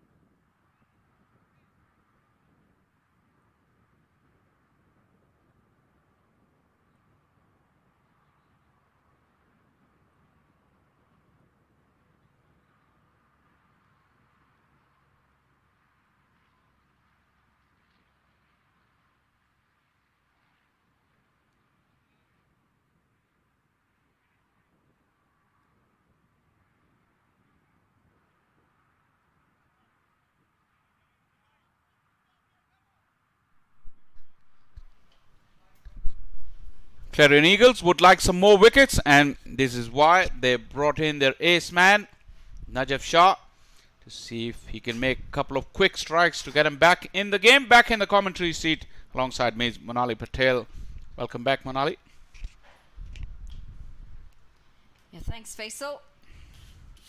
As that struck down the ground for a single. Game coming to a very close end, you'd assume, with just 26 runs required, and probably in good time as we see more thick grey clouds rolling in. In fact, they're just to the left of where we're seated, and according to the radar, in the next 20 minutes we should have some serious heavy rain. We're starting to see not just the clouds, but I was out there not too long ago feeling a little bit of the sprinkle coming in as well. The breeze has stopped all of a sudden. Generally, sometimes in this part of the world, I've been told, and that's the telltale that what is heading. And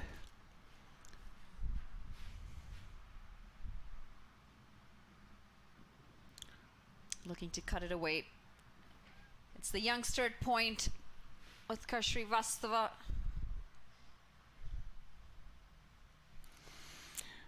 Won't actually mind seeing him at the bowling crease with the left-hander in. He bowled beautifully yesterday. His flight and guile was so good to watch. The delivery with which he got Ali Sheikh was really a treat to watch. It's interesting, isn't it, balancing when your youngsters are going to get a chance to perform, when you give them the ball, when you give them the bat. Because you still want to win, or in this case, you would assume that the Clarion Eagles are all but done. But when you're in a tournament and you know every game's important, it's hard to know whether you want to bargain on your youngster or not. That's where the vote of confidence comes in. And if you do, then you got to back them. Absolutely, because when you're 11v11, if you picked him in, you're playing 11. You don't have to treat him as a youngster, as so to speak. He's equally as good as all the other 10 on the park. So, yeah, definitely. If you pick him, you got to show confidence. Otherwise, there's no point. Najaf Shah desperately close to getting a wicket. Frustration grows for him. Not often you see him go wicketless.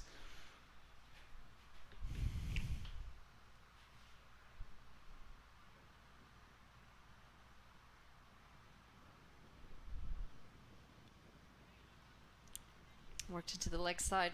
They're ticking off the runs here. The Houston Stars lost a few wickets along the way that they weren't expecting to lose.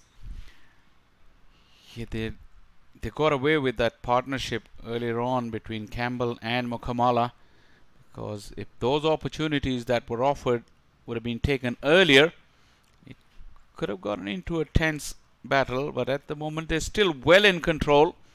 Justin Dill 9 of 9. Pranav also have been out there for 17 deliveries.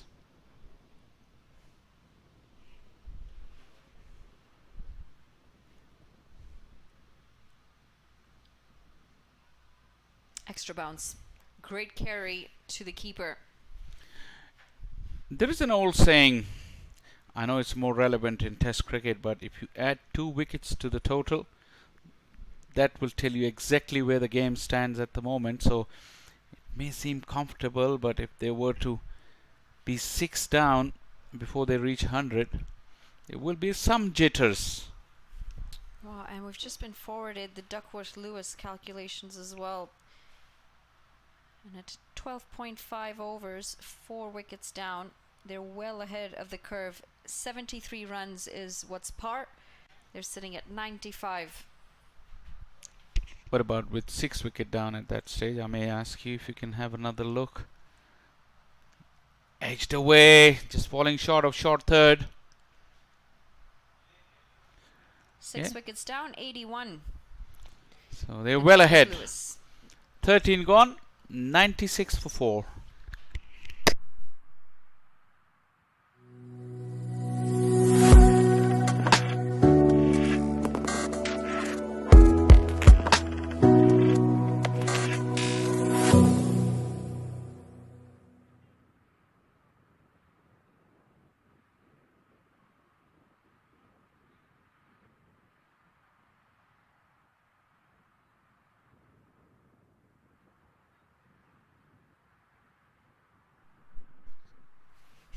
Overs into the game. 120 is what they need to win this game and to get into the finals.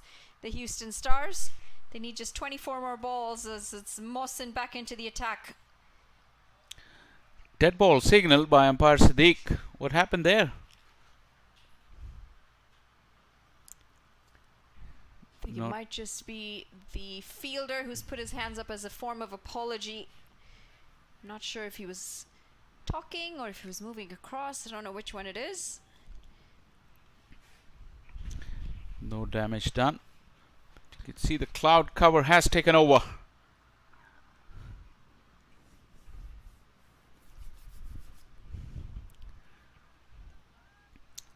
Mohsin just the 1 wicket today. He's bowled well.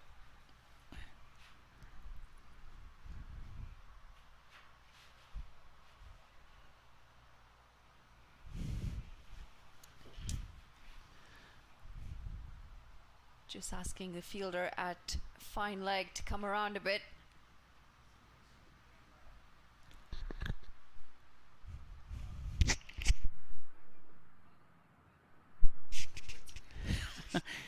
Also, it's not made easy for us. The angle that we're in broadcasting from, usually not used to those angles from the ground level.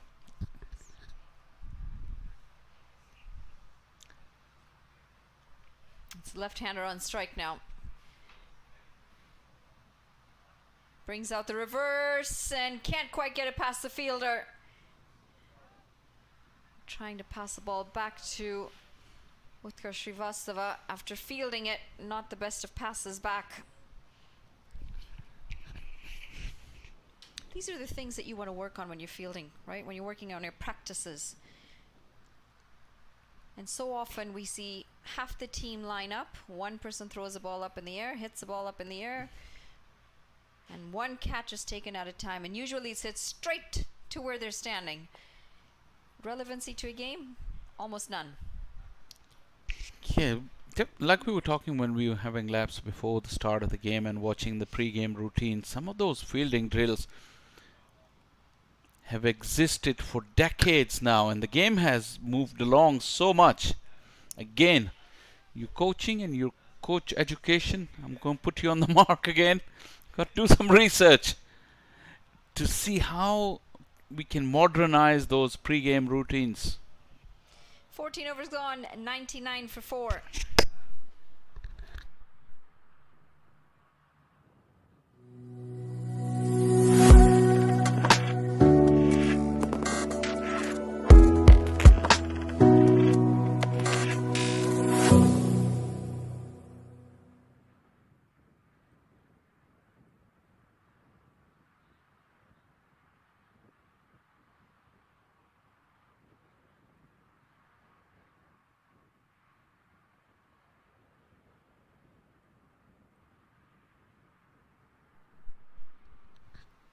$99 for 4, 1 run away from the 100 mark and just 21 runs away from winning this contest. The Houston Stars.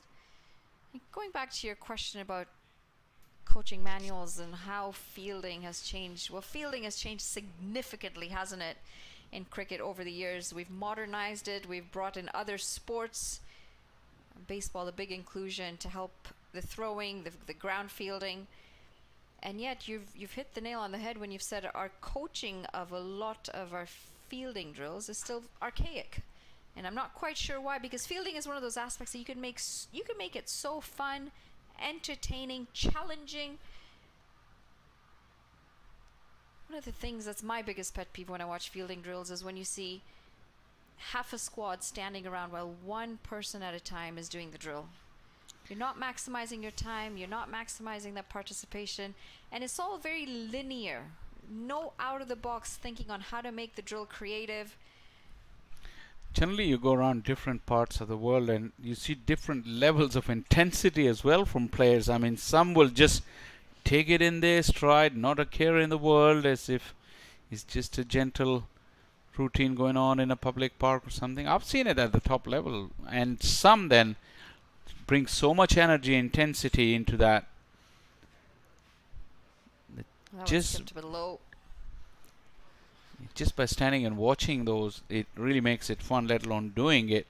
So there is I mean, nobody can deny the importance of fielding, but there is a difference in attitude towards it from different parts of the world. Well, one of the things that I noticed from my time in Australia is the biggest difference when we are going to cricket training here is you'll bat and you'll bowl first, whereas you go there and they're looking to field first. They want to get their fielding drills in. And you mentioned it, it's the attitude of how they approach it. They're looking forward to it. It's fun, it's exciting to them. They get to throw themselves around. And it's not perceived as nearly the same in a lot of the other parts of the world. That is correct, and that is the reason you become so good at it. The game is meandering along at a pretty slow pace. The wickets that Clarion Eagles expected after that fourth wicket hasn't come. The required run rate is 3.45. Two set batters in. Najaf into his final over, looking to get something going. Not a lot happening for him in this over in particular. Well, it's potentially going to be a wide. It is a wide. I mean, it's been given wide for height, but in my books I think it was wide because it was down leg. I don't know if height was the issue on that. No, although the umpire had a look at his partner at square leg, so, but yeah, line was also pretty straight, and Najaf, who's laboring along through his spell, really just recollected all the energy he could have to bowl that short delivery, try something different. He's not giving up, but he'll have to re-bowl that. Probably he wasn't looking forward to doing that. We've seen him receive a lot of treatment on the sidelines throughout this game. He'll bowl this spell, come off for a few overs, get a good stretch.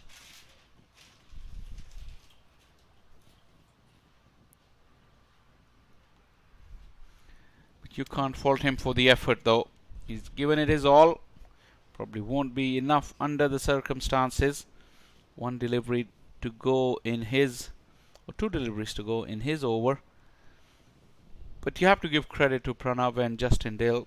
They've really calmed things down.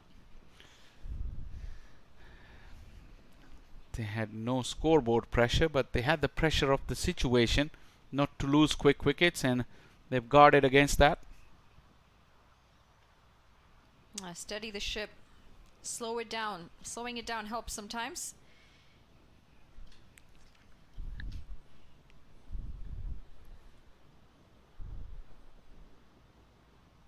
Slip being brought in. We've actually seen slip in place for quite a fair bit of this game. That's the weather you were talking about. Moving ever so closer.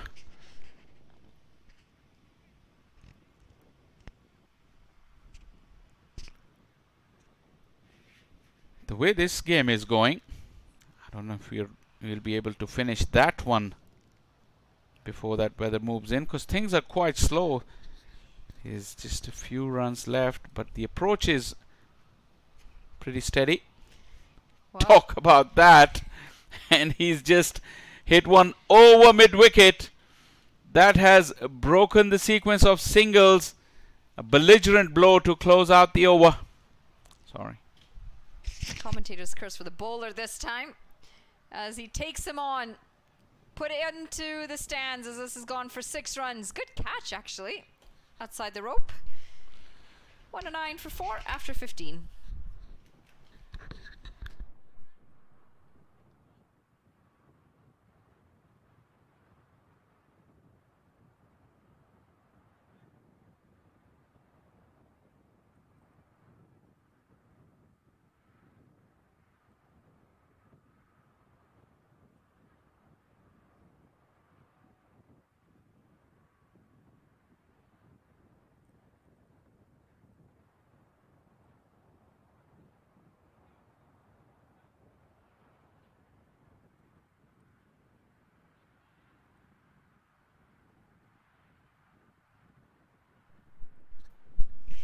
Mohamed Mohsin's going to come in with the ball. He's had a decent day out in the middle with the ball today. As this is dragged down, cut away. Justin Dill's going to help himself to a couple of runs here, and the margin closes in. Just the 9 runs now required to sail home to their target.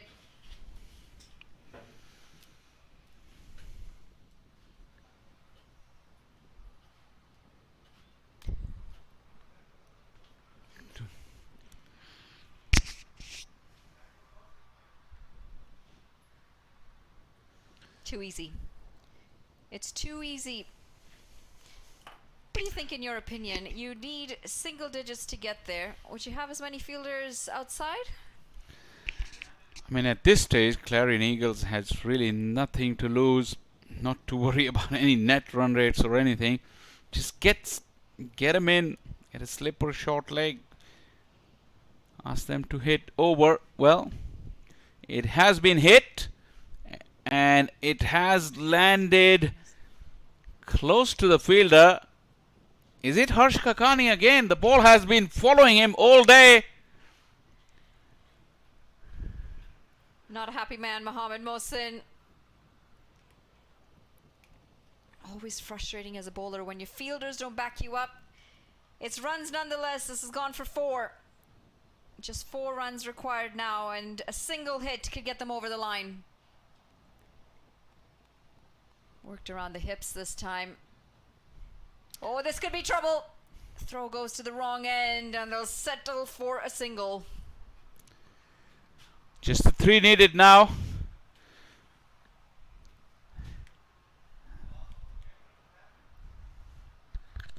it fall?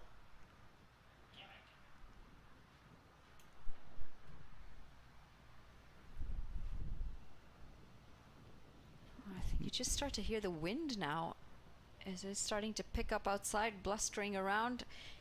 Gray clouds coming in thick and fast. Probably going to finish in good time here before the rain arrives, the Houston Stars. Yeah, a couple of big blows in 2 overs has really hurried things up. Probably they've beaten the weather. This game has.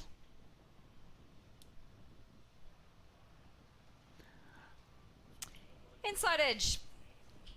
And scores are now level.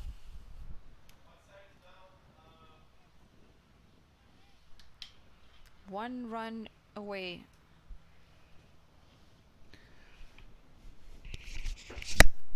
It's the end of 16, 119 for 4.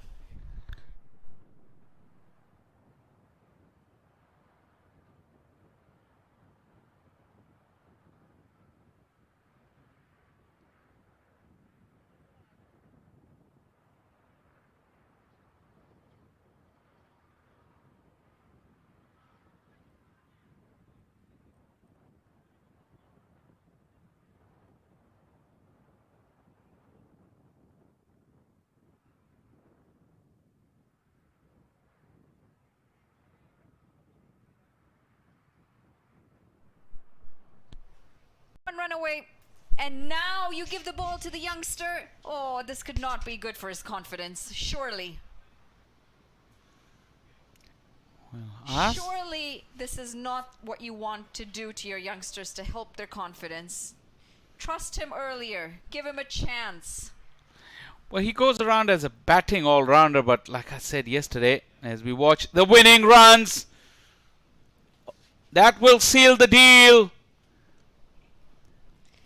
Just before the weather arrives, the victory has been achieved with this magnificent strike by Pranav. And Srivastava, his appearance at the bowling crease, wrote the final rights of this game. Well, they close it in style here, the Houston Stars, and with that massive 6, they're now into the finals. They've won this contest by a massive margin as well, 6 wickets. Batting says it all. Saiteja Mukamala leading from the top, 36 off just 21 deliveries. John Campbell very handy with his 29. And Pranav Chettipalayam 30 off 27 for him. Handy 19 off 20 from Justin Dill towards the end. He anchored them and saw them through towards the end. They finish with plenty of deliveries in hand as well. 16.2 overs is all it took to bring them over the line. Bowling card, you felt at the halfway stage they didn't have the runs on the board that were needed. Couple of wickets there for Qadri, one for Mohammad Mohsin and one for Sanchit Sandhu. They bowled well, they took the fight, but just not enough runs on the board as Houston Stars march into the finals of Houston Open 2025. A very, very well-deserved victory. A great all-round performance from them, and they will be buoyed with that appearance in the big final. Yeah, all in good time as well as we say goodbye for today. As there is a lot of rain coming in, we may or may not get on for the second game. We'll have to see how the rain plays out. But for now, we're going to say goodbye. Thanks for joining us, and we'll see you soon.